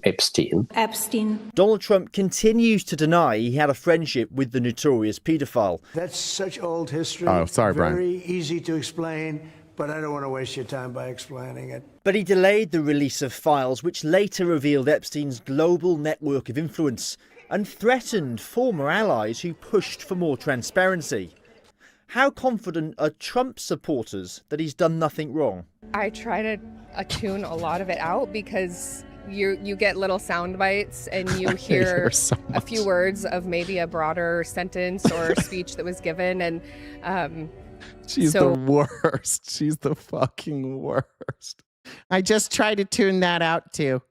I'm just here to support Israel doing a genocide, which I think is, I don't really talk about that. I try and tune out the genocide, and I'm just happy as a clam to be here. You really don't know what bias you're getting when you hear that soundbite. Because of his connection Cyan said these MAGA sheep bootlickers are the problem. Yeah. to Jeffrey Epstein, you don't think that risks losing some of his voters, some of his supporters? No, it's everybody up there is connected to somebody. Really? Oh, yeah. Yeah, everybody. It's just everybody. This guy's in our chat right now. I don't talk about Trump's corruption because everybody's corrupt. I'll talk about everybody else's corruption, though. That's the only way you're going to get Axe says, I'm a broke biatch this week. Pick up my slack, guys. That's right. We are way behind on the gift goal, and I appreciate you guys, and I know times are tough for a lot of us, so I appreciate that, but Axe can't cover it all by himself. We got about an hour and 5 minutes left in the live, and if you help us knock that out, that'd be greatly appreciated. there. Connections. They haven't proven anything, so in my opinion, they have until they prove that there's some wrongdoing there. I think honestly, there's probably How would you prove it if the Department of Justice refuses to investigate? This is the life of MAGA. I can't. They haven't proven anything. Why not? Because they won't investigate it. Why not? Because Trump told them not to. Oh, well, I'm not going to believe it. So you're just going to ignore the fact that they're telling you to cover it up. You're just going to ignore that they're like, we're not going to investigate any of this. And that's not a sign of guilt. No, because this just allows me to live in a space where I don't have to address reality. A lot of people that are politicians or in government work that probably should be running and hiding right about now. But they haven't proven that President Trump is a part of anything. So until they do. Do you think he's being transparent enough in terms of releasing all the documents and engaging with the relevant authorities about that, or do you? I don't think any politician is transparent enough for me, to be honest with you. I voted for the man twice, but politicians tell you what they want you to hear, and I don't think that's not the case for. That's the case for all of them, not just Democrat or Republicans. Yeah, there it is. They tell you it's everybody. Yeah. It's so pathetic. See how honest they'll be. Like, do you think Trump's like that? And he's like, oh, everybody is. Never. Yes, Trump is like that. Why is it so hard to be like, yeah, Trump's a liar? How come you have to include everybody else when you say Trump's a liar? They want you to hear. Okay. I think Trump is no different. I think a lot of what happened with Epstein and stuff is kind of those. There was obviously like a lot of things that happened and stuff. So I feel like I think he's being as. No man said they're in D.C., but white interviews only. They're interviewing Trump supporters, so. Transparent as he honestly should be. But I try not to let that stuff weigh me on a daily basis. I find the more you focus on that stuff, just the heavier and heavier life feels. And I would rather just focus on the things I know to be true and which find are joy. That Israel is good. I don't know. She's not Mormon, but this is what my Mormon friends all say. I just focus on the things I know to be true. Like Joseph Smith definitely found golden plates, and God told him how to read them, and they were in Reformed Egyptian. And I know that there's a prophet on earth today. Yeah. When anybody says, I'd just rather focus on what I know is true, they're about to tell you about their religion, which is ironically something that they do not know is true. They're telling you that they are now repurposing the word know to be like, I think, or I believe. And happiness in that and go about my life. Well, I can see that rupture in President Trump's base playing out there among... There's no way for sure to know if water is wet. Thank you, Ace. That's a good point. How the fuck could you ever figure out? His voters. Somebody in here is going to be like, water's actually not technically wet. Since Twitch won't let me say it, oh yeah, tune out all of it like a typical white Christian woman. You fucking Jesus Christ. I don't think I can say that. I can't say the first part. I think I can say taint sniffing, blue waffle snorting piece of trash that even Wally won't touch. All right, Brianna. I could read most of what you said. Some of that I don't think I can read on YouTube. Some of them still clinging to the idea that he had a plan for the war in Iran, for the economy, which would make their lives better, their country more secure. Others, though, felt betrayed by a president who once promised never to get their country involved in foreign forever wars. Yeah, I don't know what happened to that one. That's crazy. Thank you. Patricia said, thanks for keeping us informed. I appreciate that. W. Tricia for the $20 over on Cash App. And Gnome Seed said, sorry, forgot it was only Trump supporters. Yeah. Yeah, you're not going to find, there's going to be a lot of whites on the Trump support train there. Okay, next video I want to show you. This is Thomas Massie. He was interviewed. And we're joined now by Republican Congressman. This week on ABC. Thomas Massie is being primaried in a place that has been very safe for him for a very long time. And the only reason this election is close now is because he has the audacity, again, to point out that Donald Trump is covering up the Epstein files. Now, MAGA, I do have this question. How is it that Thomas Massie can go from being very, very popular to much less popular by pointing out something that is true, that this administration is covering up the Epstein files? If you guys are for transparency, then why is it that Massie, who hasn't even accused Trump of anything, why is it that he has lost his popularity?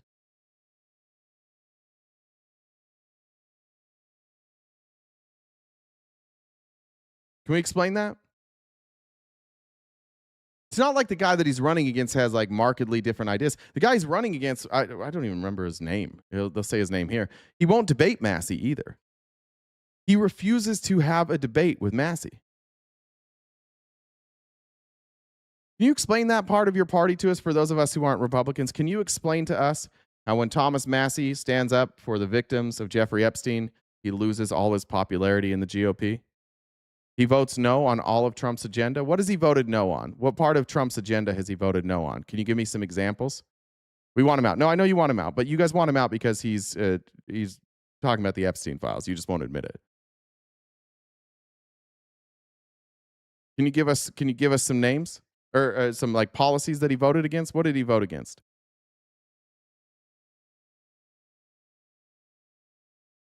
Roly Poly said, Massie and Boebert have also allied against mass surveillance. Trump will not have that. That's true.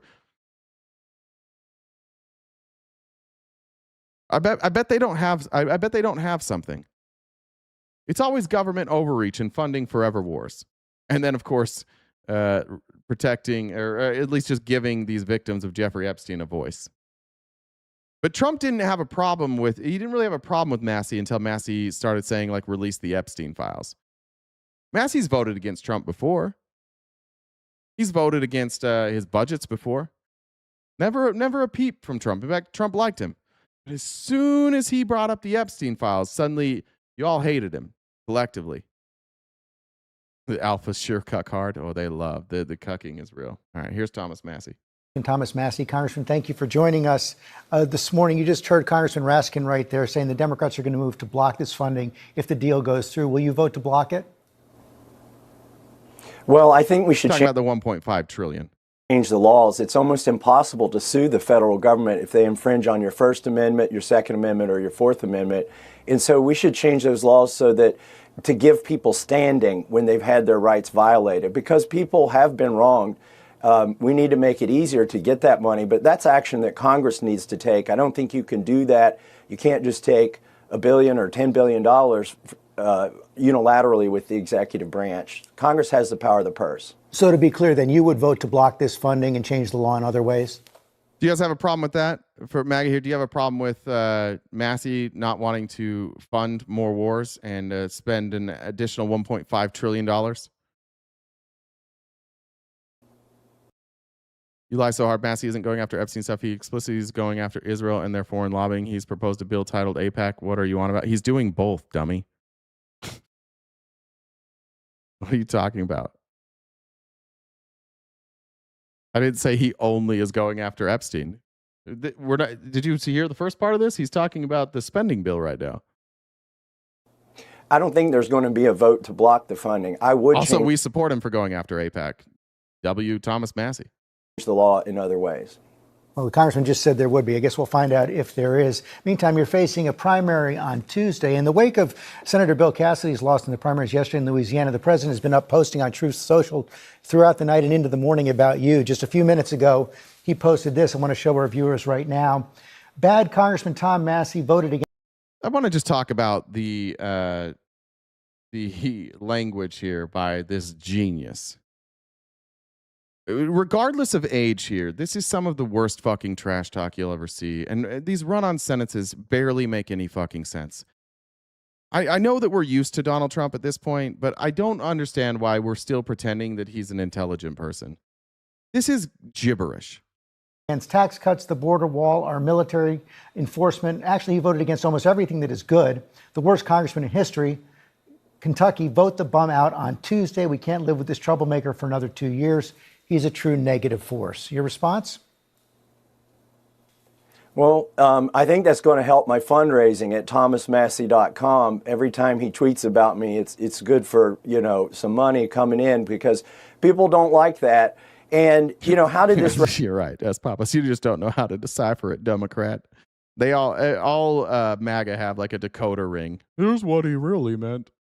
Race become the most expensive race in the history of Congress for a primary. It's because 3 billionaires from outside of Kentucky have funneled millions of dollars in here. They're trying to buy a seat. And so it's not just the president's tweets. I could sustain those without a problem. It's because Miriam Adelson and Paul Singer have dumped money in here. In fact, Miriam Adelson... even if you agree, I don't necessarily disagree with you that on Eron Ellers, the only policy Democrats have is orange man bad. I don't necessarily disagree with that. That seems to be what Chuck Schumer and Hakeem Jeffries are running on. But your only policy is we suck Donald Trump's dick absolutely and unequivocally without any pushback. So I agree with you. Democrats are feckless, but you guys just publicly suck Donald Trump's dick, even when he's wrong. He says outlandish, stupid things all the time. He says shit that doesn't make sense all the time. He's killing our economy. And you're just like, yeah, it's fun, but his dick's still in my mouth.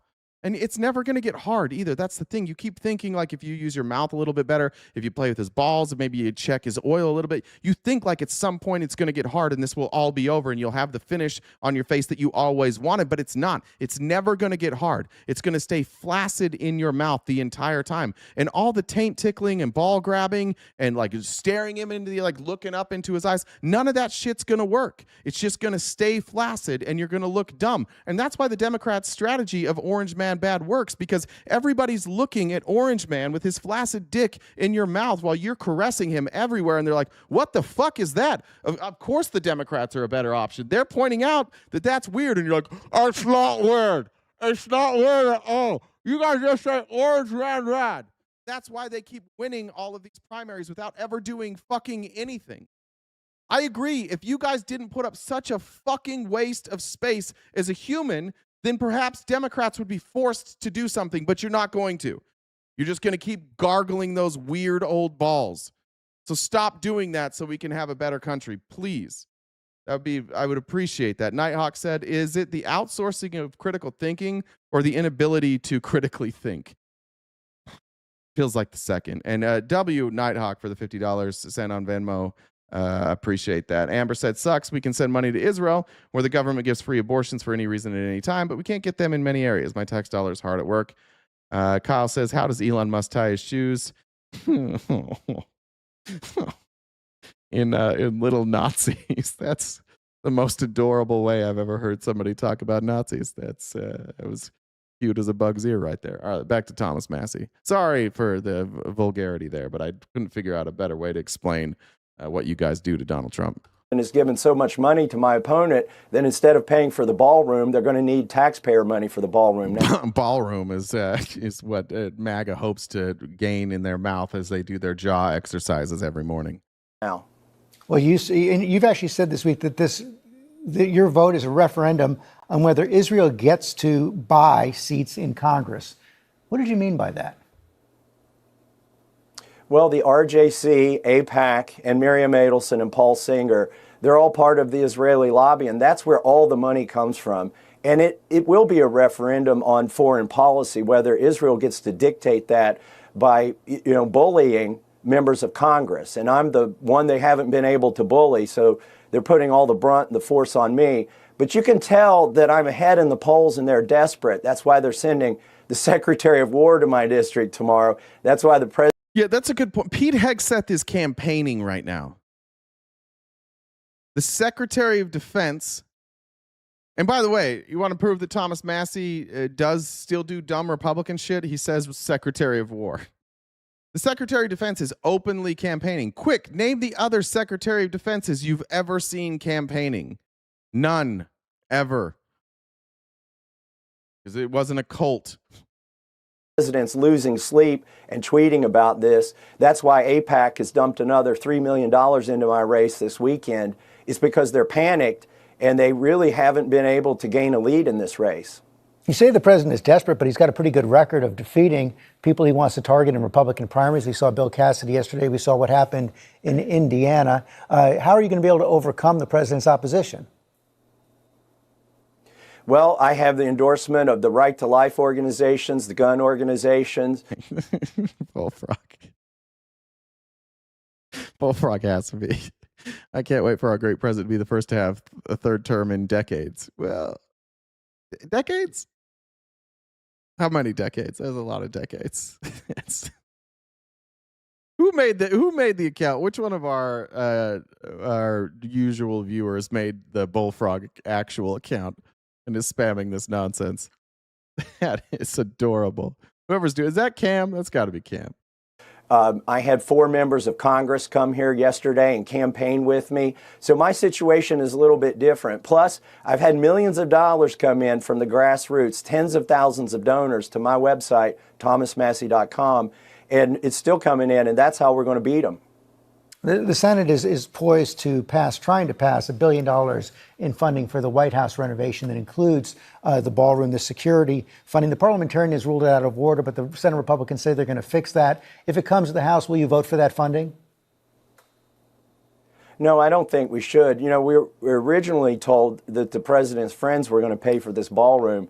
And again, one of those was Miriam Adelson. And I think she's poured so many millions of dollars in my race, they don't have enough money for the ballroom anymore from her account. That's kind of good shit talk right there by Massey.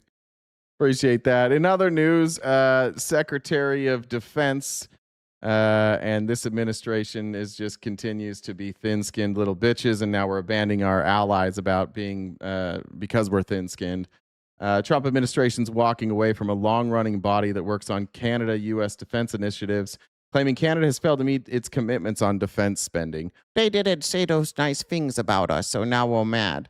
U.S. Undersecretary of Defense Elbridge Colby announced Monday that the Pentagon is pausing participation in the Permanent Joint Board of Defense, an advisory board on North American continental defense that was established in 1940 during World War II. But Donnie got his feelings hurt, and so now we need to abandon that and pretend like Canada's a problem.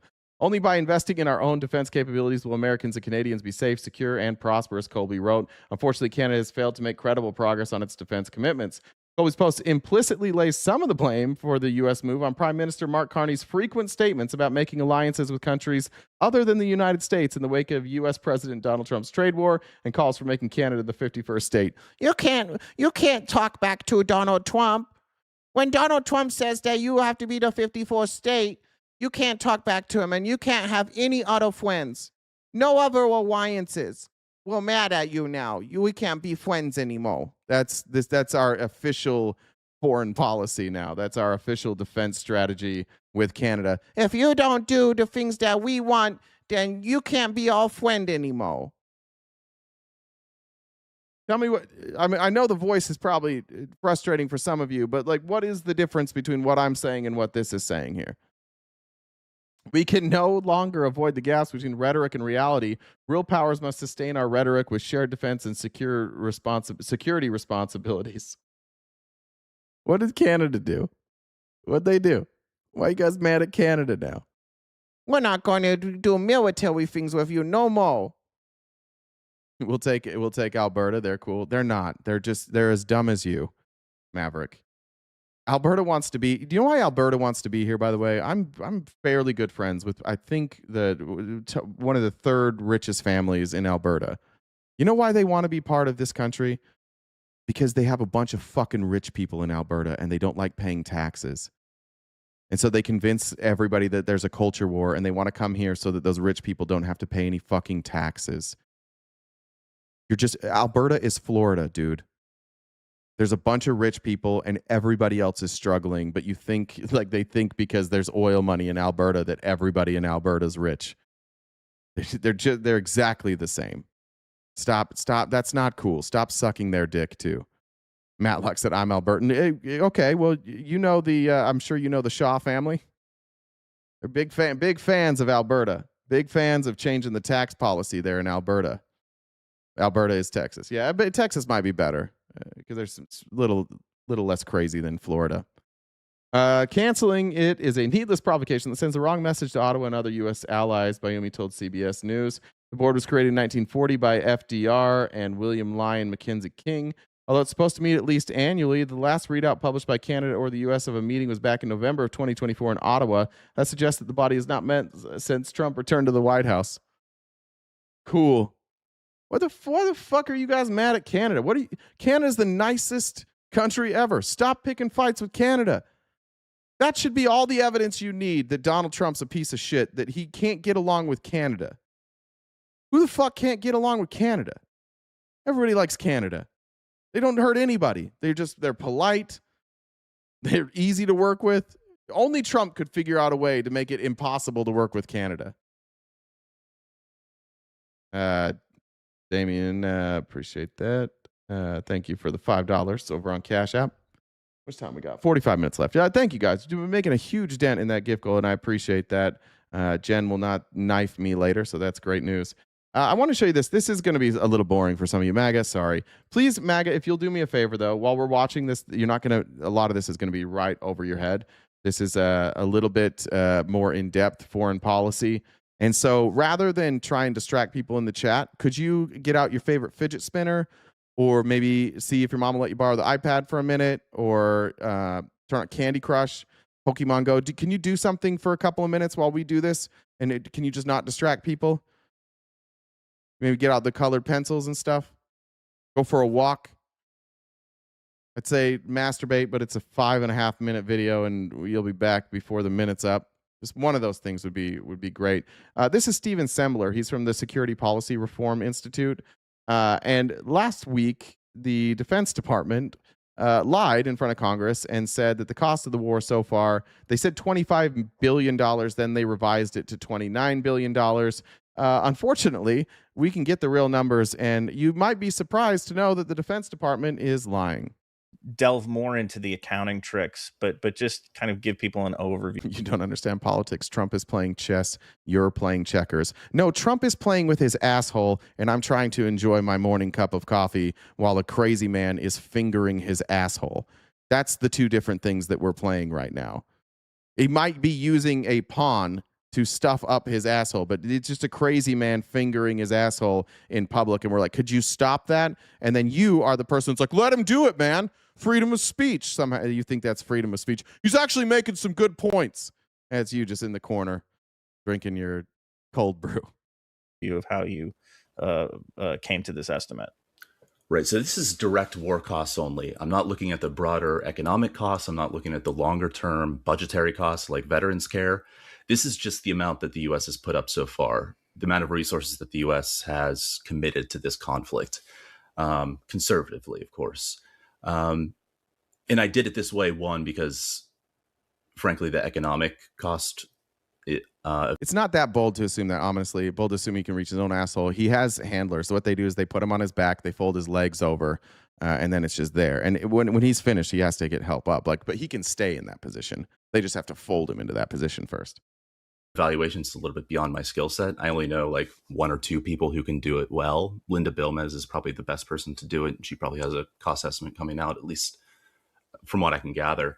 But this is just a measure of direct war costs, and this is the number that Pete Hegseth and unnamed officials said in front of Congress, then leaked to the press. My number is just a rebuttal of that. It's the same exact parameters. It's just my number is more accurate.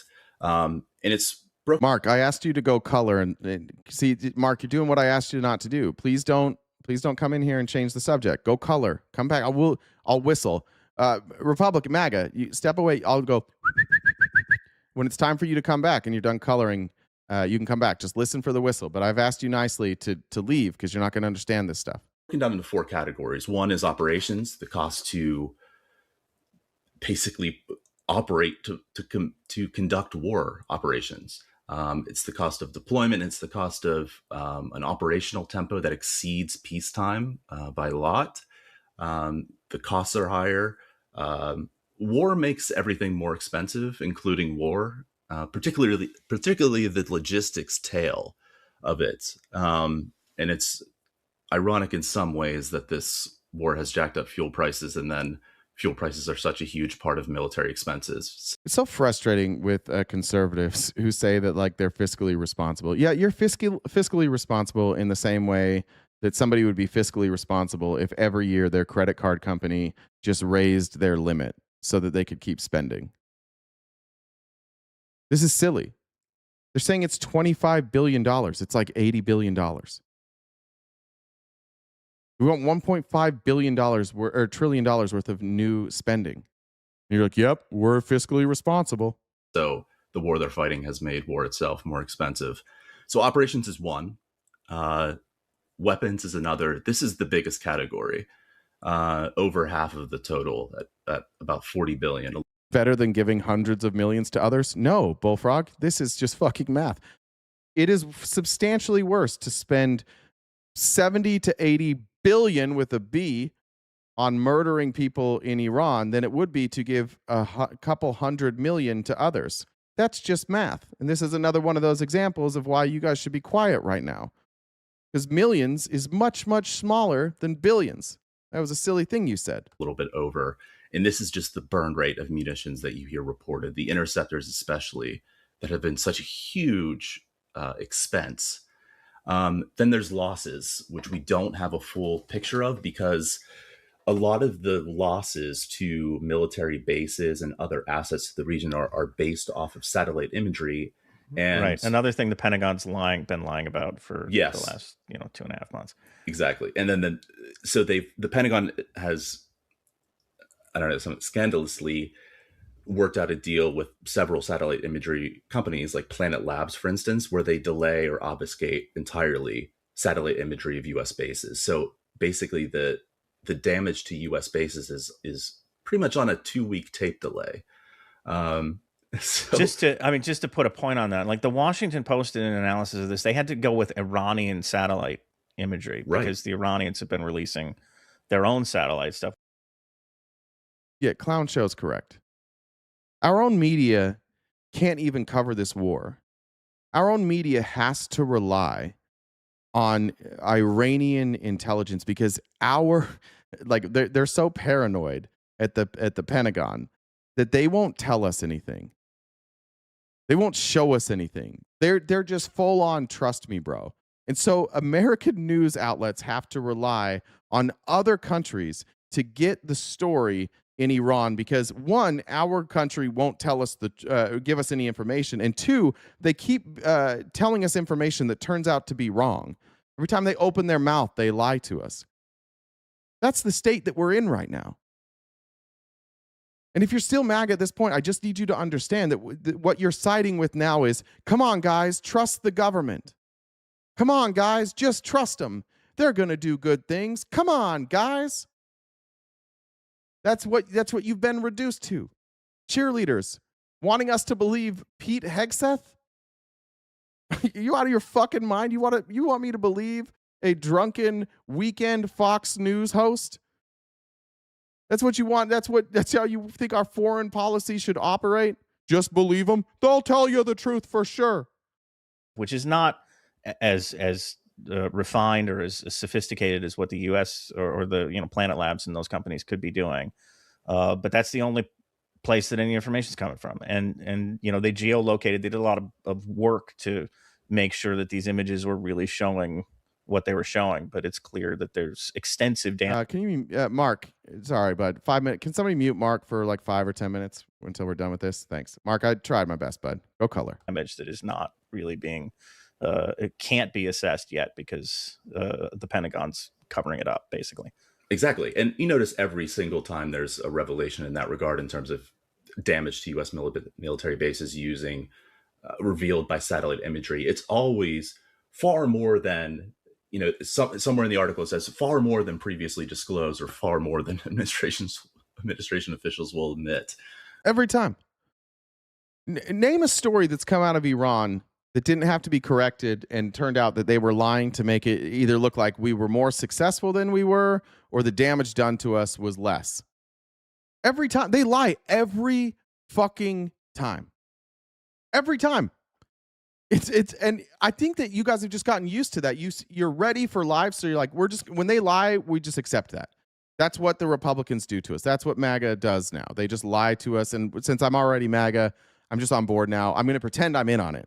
We're going to be like, haha, we tricked all those silly libs. We all know that they're lying, but you don't know. You have no idea what's real.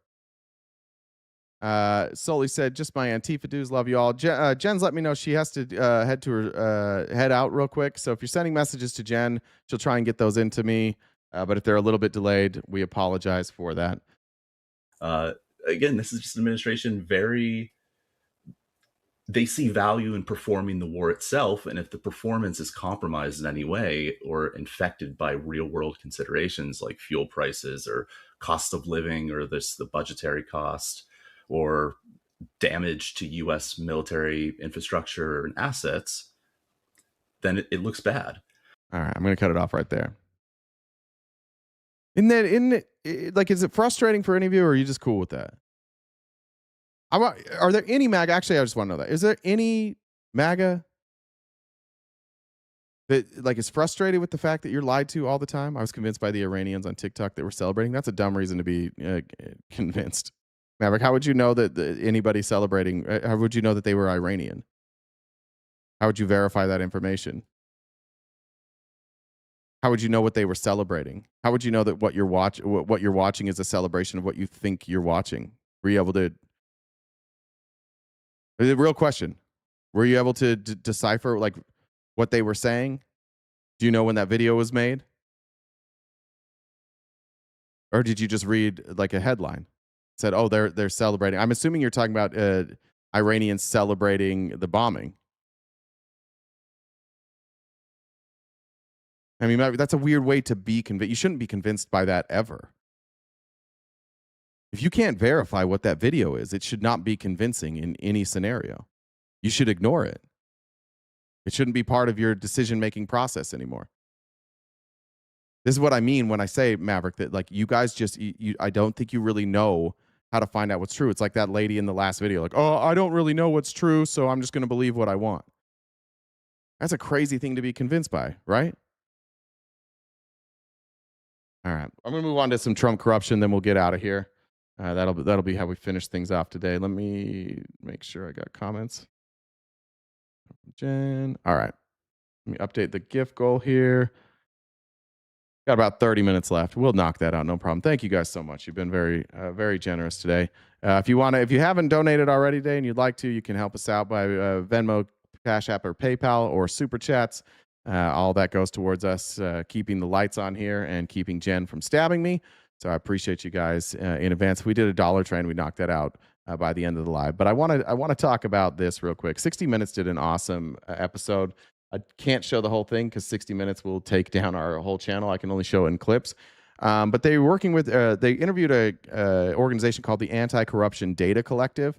And what the Anti-Corruption Data Collective has been looking at is these long shot wagers on places like Kalshi and Polymarket. And what they're looking at is like long shot wagers, which means there's like a 30% or less chance of those hitting. And then the bet was more than 2,500. Yeah, I mean, I got banned. I got banned from most sports books, and it was because I had a win rate of about like 58%. So I was beating their edge, and I got banned. They can do that. On Kalshi and Polymarket, there's no reason for them to do that because you're not playing against them. You're playing against the other people. And so it doesn't really matter for Kalshi and Polymarket if somebody's cheating because ultimately it's not their money. It's the people that they're betting against money.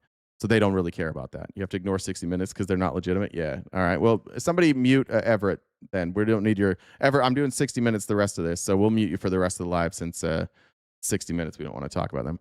No, I wasn't cheating. No, I was winning. I could explain it another time if you want to explain. What I did was absolutely not illegal, but I am, in fact, I'm not technically banned. The most, like if I go on to DraftKings or FanDuel, the most I can bet is like 75 cents. They limit you and they make it so that you can't bet enough to hurt them. And then it doesn't make it worth it. So the only betting app I can still bet on is Caesars Sportsbook. Shout out Caesars. Thank you. I haven't used you in a long time, but thanks for not kicking me out. All right. So they found 9 different accounts, and they went through the data of these 9 different accounts. Because the cool thing about Polymarket is that you might not be able to find the name of the people who are betting, but you can find the accounts.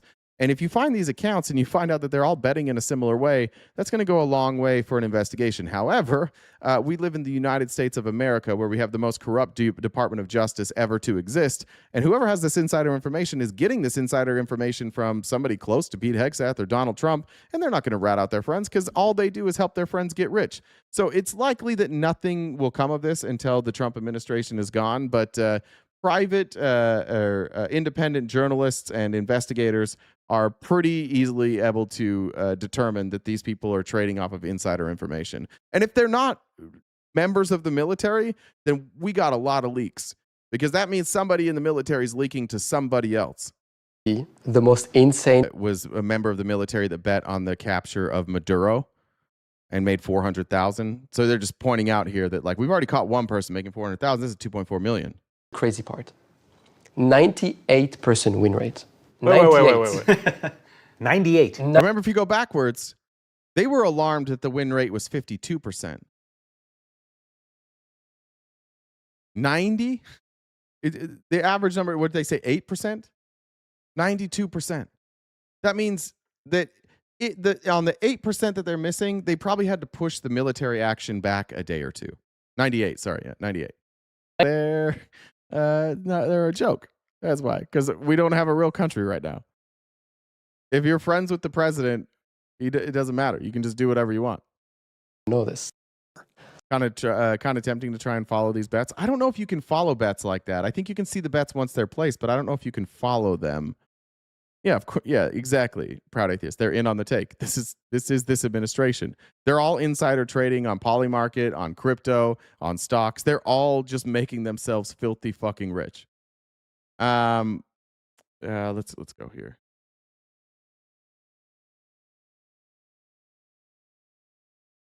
Many 800 million. Not a lot of people have 800 million, and that's a risky bet to say that the oil prices are about to drop. This is it's a very risky bet. Generally speaking, it takes an active war or a natural disaster to really move oil prices a ton. Normally, they just move slowly. So 800 million on a substantial shit. They know. Don't need a big investigation here. putting up an $800 million bet like that, you know exactly who made that fucking bet. Exactly. You know what computer it was made from. You know the login. You know the name of the person. You know the name of the firm. Whoever it is, you have every piece of information you possibly need to know who made that bet if you're the DOJ, and not a peep. We don't know nothing. And it just keeps happening. Keeps happening over and over and over. You would think if they wanted to stop this, they would say, hey, here's the name of the person who did this, and people would stop doing it. But it doesn't seem like they want it to stop, because this is like the 1,000th time it's happened, or just like the greatest guess of all time. And you may be surprised to know that there's an agency in this government that's supposed to take care of it. And you may also be surprised to know that the Trump administration gutted that agency. It's called the Commodity Futures Trading Commission, and they oversee, among other things, prediction markets. You'd be surprised to know that the Trump administration is like, nah, we're not going to do that anymore. Just like the Consumer Financial Protection Bureau, just like the crypto crimes team, they're just looking the other. How the fuck do you explain that in any other way than corruption? Honestly, can you anybody, MAGA, please, for the love of God, please explain this.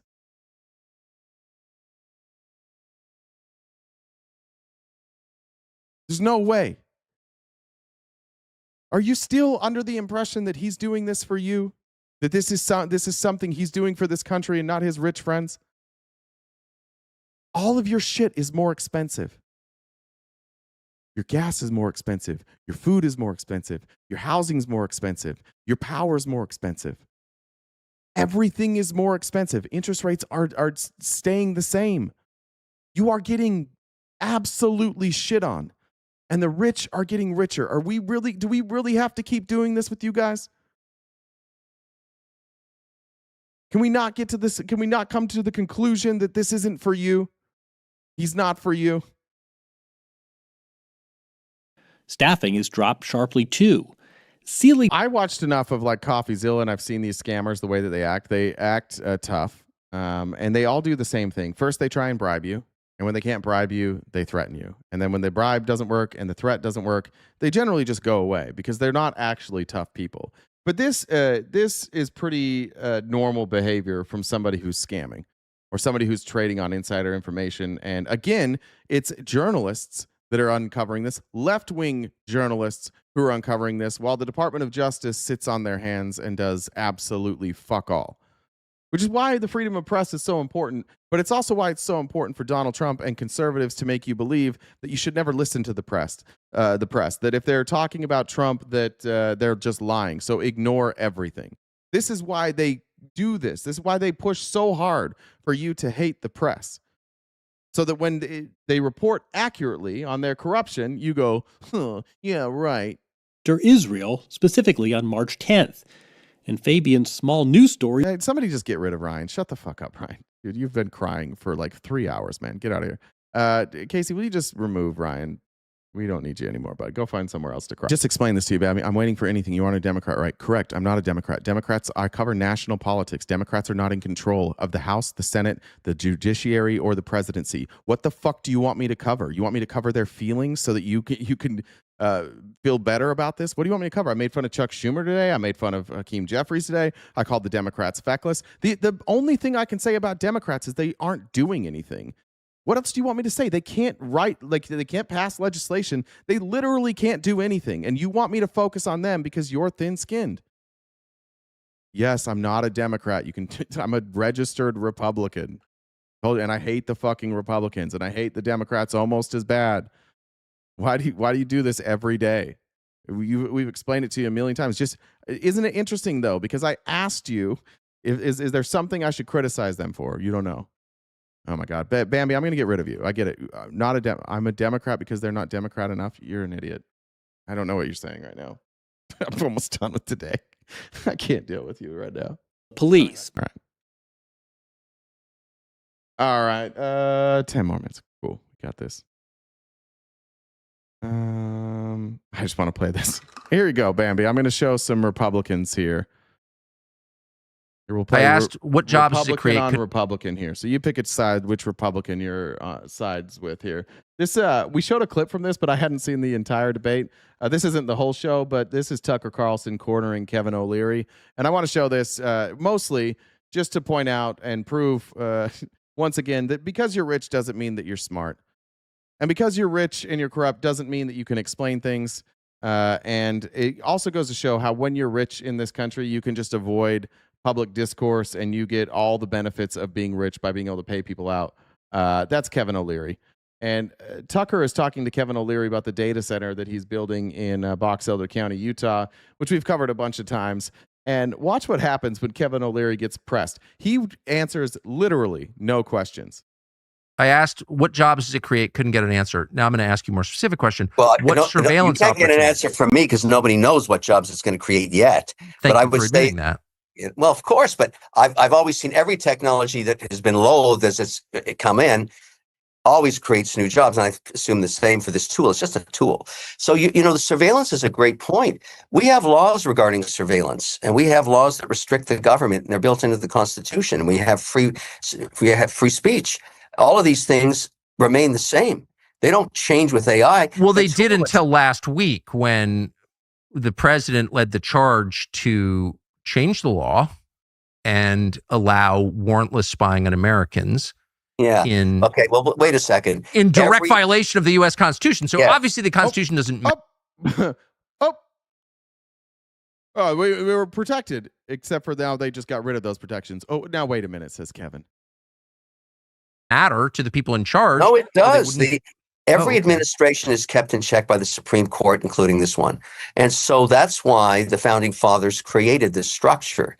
And I think it works, and I trust it for one, and I'm willing to, have my kids who are Americans grow up here, and I want to protect them. Okay, so what kind of surveillance? I mean, it seems like AI will make it possible to know what every American is doing at all times. Correct me if I'm wrong. I would say that's not AI that's going to do that. I would say now with the amount of high resolution video and surveillance that is built into every street corner, that's how they solve a lot of crimes. Now, if you don't like this is weird. They're just saying like there's a police station. I don't think Kevin O'Leary, for a guy who's building an AI data center, doesn't seem to know what AI does. Of course, AI isn't the camera. The AI is what allows you to compile that information and sort through that information and find who you're looking for. That's what AI does. And in these data centers where you're going to store data, that's where it will be housed. I don't know how much he knows about cameras, but if there's no storage built into your camera, it doesn't fucking matter if you didn't see it live.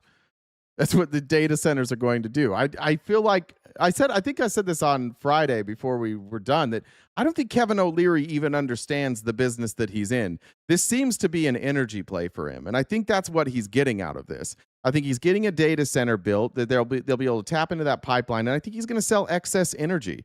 I don't even think this is about AI or data to him.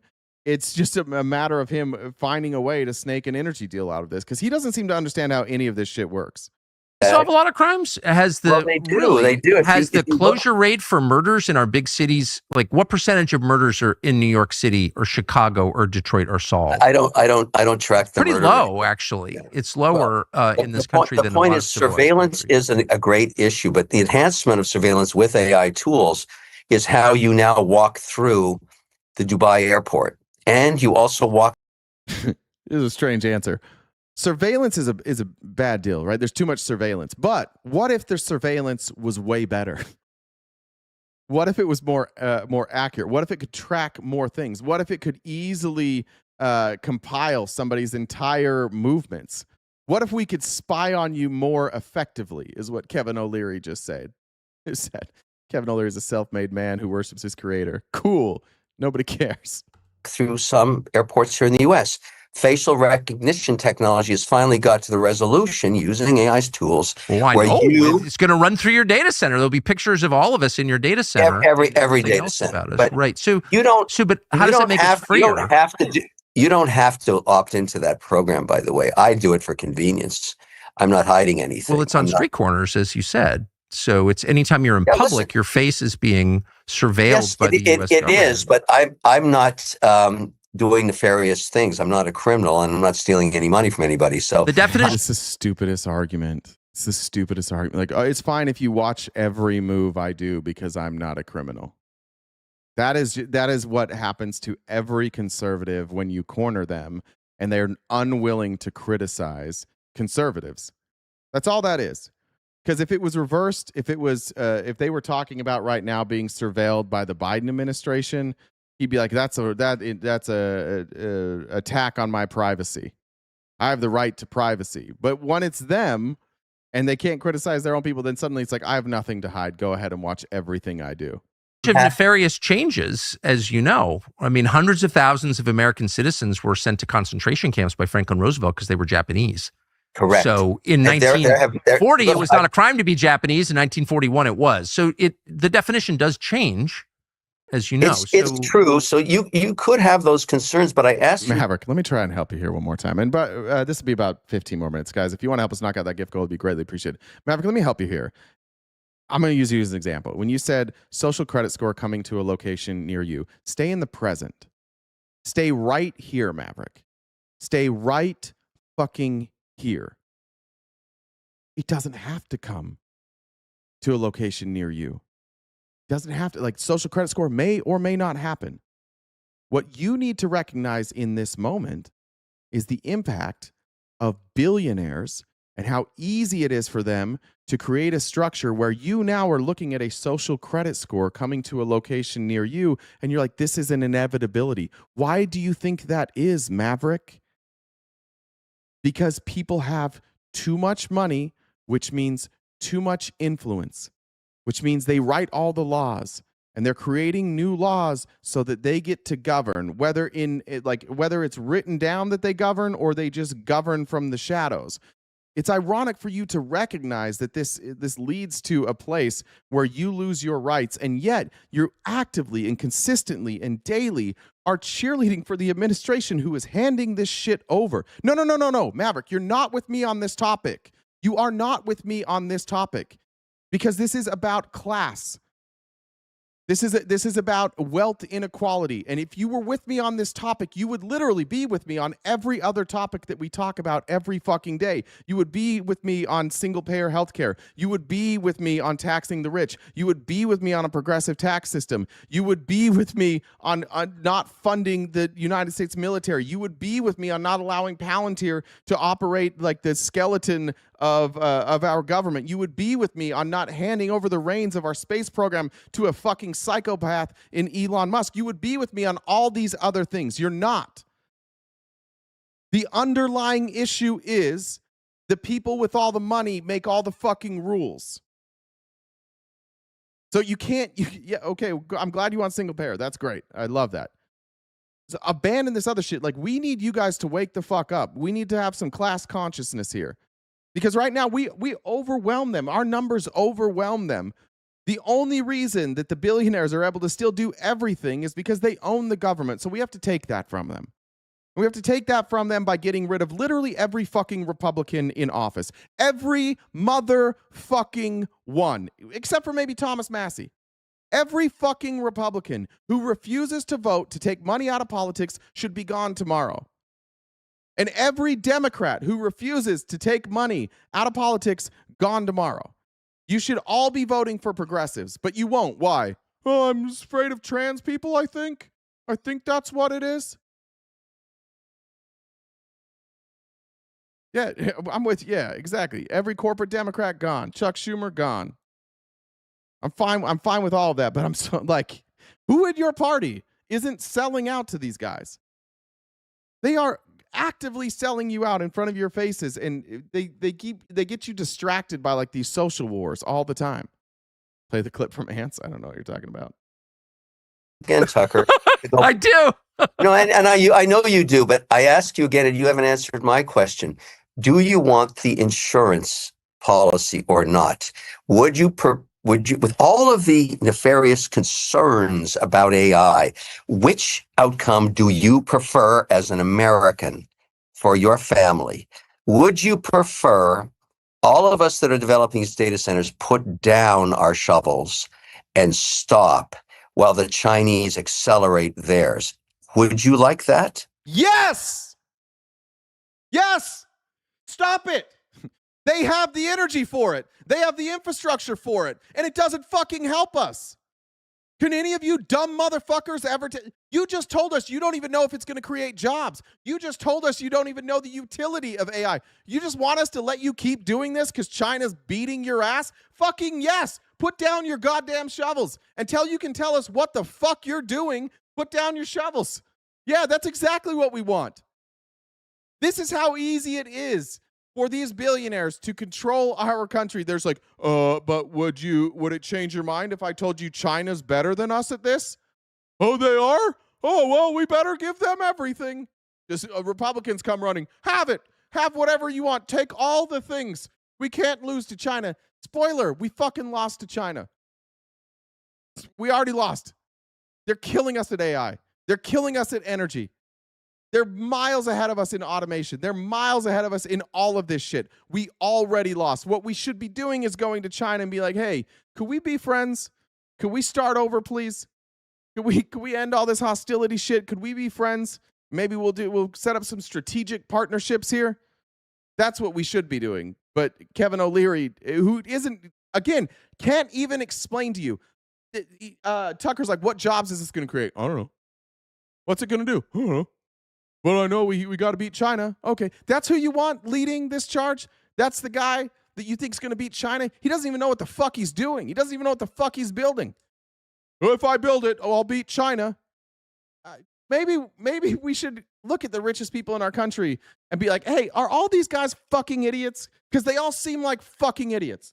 How in our country are the richest people the dumbest fucking people? We got Donald Trump as president, the dumbest fucking president to ever exist. We got Elon Musk, who has convinced you all he's a goddamn genius. He has literally done nothing.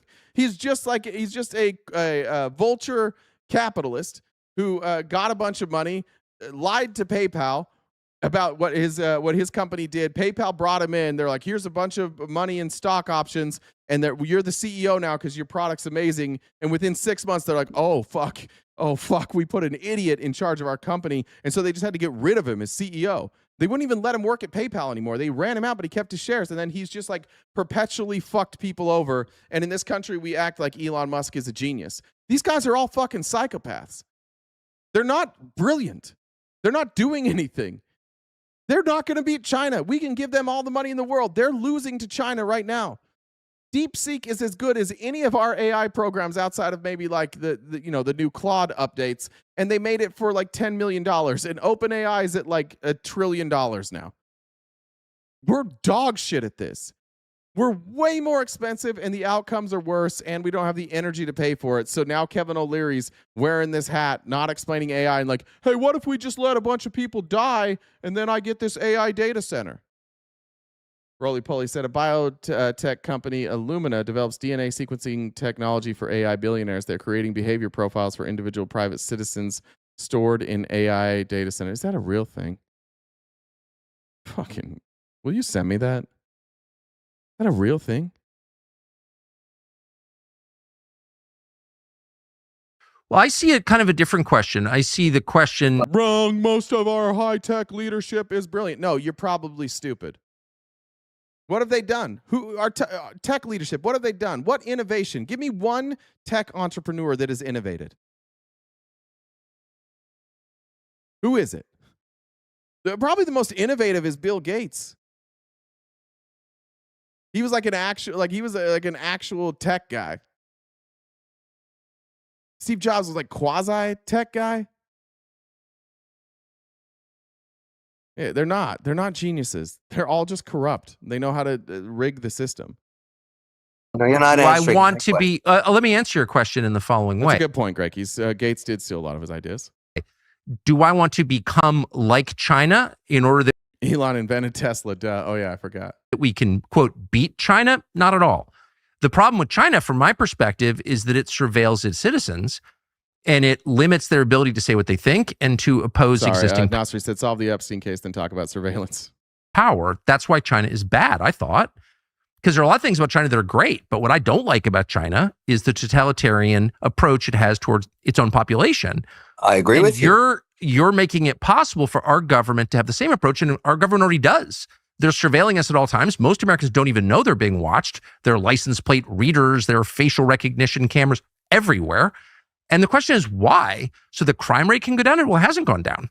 So, of course, the real reason is to make you obedient, obviously. No, I have a different vision of the future. Because why do we still have crime? Everybody, but now hear me out. Here's what I think is going to happen, because I'm enjoying this conversation. Let me, as I know we come from. This should be good. Remember, tell us about these billionaires and how brilliant they are. Who was that? Let's see if Kevin O'Leary says something brilliant here. We'll close soon. But here's where I think we're going to be in 20 years, okay? Yeah. I believe in 20 years, and this is my vision of what's going to occur, and I think I'm a great guy. I don't know anything about John Carmack. I'll trust you on that one. I'd actually do this because I have a foot in both economies. I think by the time the 20th year, I'm going to make it in 10 years. It may not be with this administration or the administration in Canada. The two economies are going to emerge for one reason. Which two economies? Canada has all the raw resources, the largest consumer on Earth has. And it's crazy that we're fighting on this stuff. It's crazy. I agree. It makes no sense. Totally agree. And so we should merge these economies. You don't have to merge the countries. You merge the economies. You get an EU type situation where you allow freedom of movement across the border, and you allow like NAFTA and the restructured NAFTA that Trump renamed. We already have that, bud. And then Trump started slapping tariffs on everybody. Is he arguing against Trump's policy right now? What's he doing here? No tariffs on all the stuff we need, the rare earth Canada has, the water, the paper, all that stuff. And the only reason we're going to do that is so we can take 5% of crazy. Soli, who's a HVAC, says, I have an HVAC contract with a huge data center here in the Northeast. There are 3 full-time employees that work there. They do not create jobs whatsoever. That's crazy. 3. All right, back to O'Leary.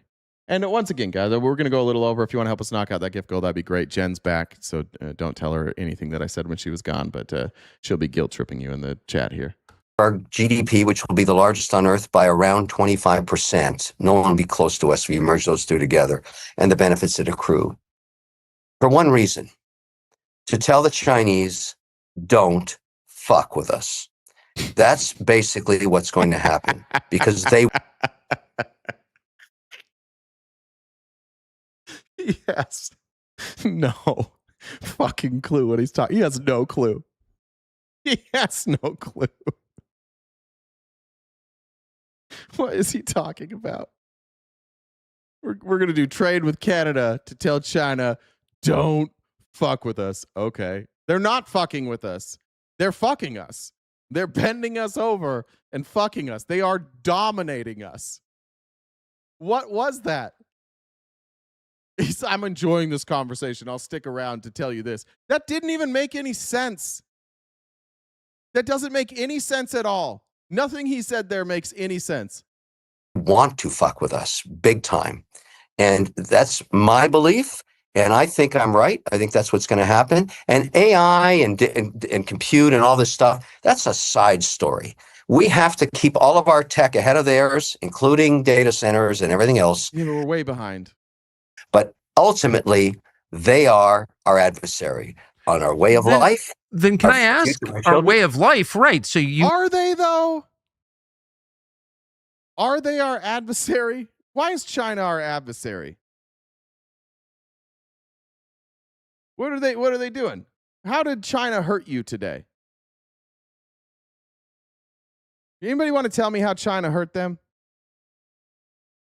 China seems to only really be the adversary of the billionaires. And what they are for the billionaires is a problem, because the billionaires here, it's much more expensive for them. And in China, where you have, the government owns a lot of 50% of a lot of these companies, they can reinvest and they can start other businesses. And they're able to generate more startups. They're able to generate more innovation because they're getting a return on their investment. They're not our enemy. They're the enemy to the billionaires. The billionaires, they don't have this level of wealth consolidated in the hands of a couple people in China. like percentage-wise. That's the problem. They abuse human rights. So do we. I don't know, Brackshaw. I don't know how to tell you this, but like we also do. We exploit cheap and illegal labor in this country too. It has that is a lie that you've been told over and over again, that the competitive advantage China has is that they have slave labor. Yeah, they do have some of that. I wouldn't say it's necessarily slave labor, but we do that in our prison system. We abuse the rights of the workers all the time here too. But that's not the problem. And this is what Republicans, and this is what not even Republicans, this is what our elected officials won't tell you, is the reason that China's beating our ass right now is because every time China invests in a company, they get a return on that investment, and they take that money and they reinvest it into other companies and other technologies, and they consistently invest in their people, and their people keep getting better and better and better. And in this country, we have Democrats in control where they'll like pretend that they're going to invest, and then they have Republicans that come in and rip money away from poor people, and we never ever invest in our people. China does have a lot of billionaires, but I said by percentage, right? Because they have a lot more people than us, and their wealth isn't consolidated in the hands of like 6 people. China's beating us because they operate more as a collective, and you can argue with that. You could say that you don't want the Chinese form of government. That's fine, but that's why they're winning. It's not because they hate us. They want to bring us down. They are competitive, but they're just far more innovative than we are, and it's because they spread that around. I would think, since you disagree with the Chinese way of life, which is pretty civilized in a lot of ways, but the one way in which it's barbaric is that it grants its citizens no real rights. And so I would think that you would be very worried about aping their system, which we are now doing. Like, they have total surveillance. It's panopticon in China. We should create our own. Let's take 40,000 acres in Utah and make it possible for the government to know where you are at all times and what you're thinking, listening to you on your phone. Like, we have that. But I don't think you'd be upset about you that. You have to choose the less of two evils in your scenario. And I'm telling you, what you should do is say, I want Kevin O'Leary to succeed. I want him to Why do we want Kevin O'Leary to succeed? I don't get this. If China's more innovative, why do they steal US IP? Do you not think that we steal Chinese IP? Rabbit hole? Are you unaware that we steal stuff from China too? the Chinese in compute power. Like what did we make here that they stole? Yeah, who asked that? Good question. Modern Relic, great question. MAGA, tell us, what IP did China steal? I'm not saying they haven't stole any, but like we steal their shit all the time. All of our best innovations are like manufactured by China. They're better at manufacturing. Now they're better at automation. They generate far more energy. They have cleaner energy. I have a video that we're not going to make it to see today for Shenzhen. We're going to watch it tomorrow. I'm going to show a video of like this guy who moved to Shenzhen, China, and just showing the city and how far ahead they are of us. Yeah, their citizens don't have as many rights. That's true. What you should, but they could. It's not like you have to choose that. It's not like you have to take away our rights to give us a more equal footing over these billionaires. Do is say, I want Kevin O'Leary to succeed. I want him to beat the Chinese in compute power. And then you don't know what compute power is, bitch. One, it doesn't help us if you beat the Chinese, but two, you don't seem to know what the fuck any of this is. Then use the laws of the United States to make sure that you keep that compute power in check whichever way you want. But to not have it available, to put down my shovel, I don't think people want shovel. Your shovel. He's shoveling. He's digging the fucking hole, guys. Kevin O'Leary didn't put this deal together on paper. He's digging the fucking hole. Jessica said MAGA bitches can't crush a watermelon with their twiggy thighs. Don't be a MAGA bitch. Good point. To do that. Even the people in Box Elder, the majority of them want me to hold my shovel and start digging. This is my favorite part. I just need you to remember what he just said. Even the people in Box Elder, that's Box Elder County in Utah. His claim is, one more time, to make sure that you keep that compute power in check whichever way you want. But to not have it available, to put down my shovel, I don't think people want me to do that. Even the people in Box Elder, the majority of them want me to hold my shovel and start digging. And that's based. All right, let's see where that goes. Karen, thank you for the $5. Appreciate it. You guys are doing a great job knocking out that gift goal these last couple minutes. Thank you. Keep it coming. Basically, the debate we're having. How do you know that the majority Because of they people, voted for it unanimously before the Chinese guys. there was a referendum? Dispatch. Like all this crap that's being spewed out. Wait, hold on. Yeah, and I may have fallen for some of it, so you correct me. There was a referendum among citizens, or did some like county board vote? We actually went through the whole You said, and Trump went and licked G's backside. Embarrassing. True. process that you have to do by their laws, and were granted 3-0. The commissioners of the county said. Now, I haven't lived in Utah, admittedly, for about 15 years, but when I lived in Utah, the population of Box Elder County was more than 3 people. So that's how I know that this isn't all the voters there. It's probably, maybe, I don't know, the whole county, maybe 100, 200,000 people. We want to so be 3 people voted. The people of the county. They're elected officials. That's how you do it. There's How no other hard way is to it do for Kevin O'Leary and Amazon and Microsoft and Google to subvert 3 county commissioners in rural Utah? Tucker, Pretty tough? They asked us to come. They asked us to bring 15 billion. I bet they called you and were like, hey, could you please come build a data center here? And I was like, I guess. I said, but make sure that the people really want it. And they're like, they do. They really want it. Everybody in Box Elder County was coming to us going, please bring a data center sponsored by Kevin O'Leary. Even Tucker. Like, Tucker knows how silly this is. That's pathetic. Dollars. They asked and they voted, and it was a 3-0 vote. That's how it got done. There's no other way Amazon, to do Google, it. and Kevin O'Leary got 3 county commissioners in rural Utah on their side. Good work. Yeah, it's incredible stuff. I like when Tucker sees through their bullshit. It makes me happy. All right, that's it for us today. Jen, anything you want to say? Are you back, Jen? I don't even know. Tucker's face is actually yeah, it's tough sometimes being on the side of Tucker. Exactly, Akronisi. He admitted to paying them. Jen, are you still here? I don't even know. I mean, I can tell. Let me look. Let me see the argument just came through. What? Cody said for the gift goal. Oh, thank you, Cody. Appreciate that. You want to tell us about you leaving the middle of the live to go on a date, or? No, I had to go get my kid. Sure. He's got allergies. It's windy here today. Did you have to bring her home?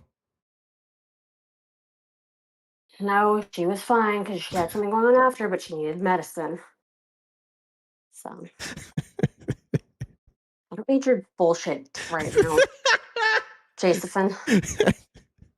If she broke her leg, Jen would be like, can you just fucking limp until the end of the day? I mean, tough it up. It's not that hard. That's why I never tell Jen why I need to miss a day, because I know she'll just call me a pussy. So I just go. You tell me, liar. Sometimes I don't. Sometimes I don't give you the details till later. And you usually call me a pussy, Jill said. I do not. Jill, thank you very much. All right, Jen, any last words before we get out of here? No, we're good to go. All right. Thanks, guys. All right, everybody. We will see you tomorrow morning and every weekday morning, 9:30 a.m. to 1 Pacific Standard Time, right here on YouTube and Twitch or wherever you watch it. We have Kick as well. You can watch it over there. Replays are available on YouTube. We have merch in the bio. We have Cameo available. Make sure that if you're not a paid member, try. Maybe do us a favor, become a paid member. It starts at $5 if you do it on YouTube. If you have Amazon Prime, you can go over on Twitch. You can get the subscription for free. Then you don't have to hear any ads, and you can join us for members-only events every other Wednesday night. Until I see you guys tomorrow morning, take care of yourselves. Go outside and touch some grass. If you can't touch grass, smoke grass. If you can't smoke grass or touch grass, best of luck to you. Be nice to your friends and your family and your pets. Be really nice to your pets as well. And look yourself in the mirror, say something nice about yourself, have a glass of water, put those motherfucking boots on the ground. And until I see you tomorrow morning, take care of yourselves, stay cute and cool, and have a great summer.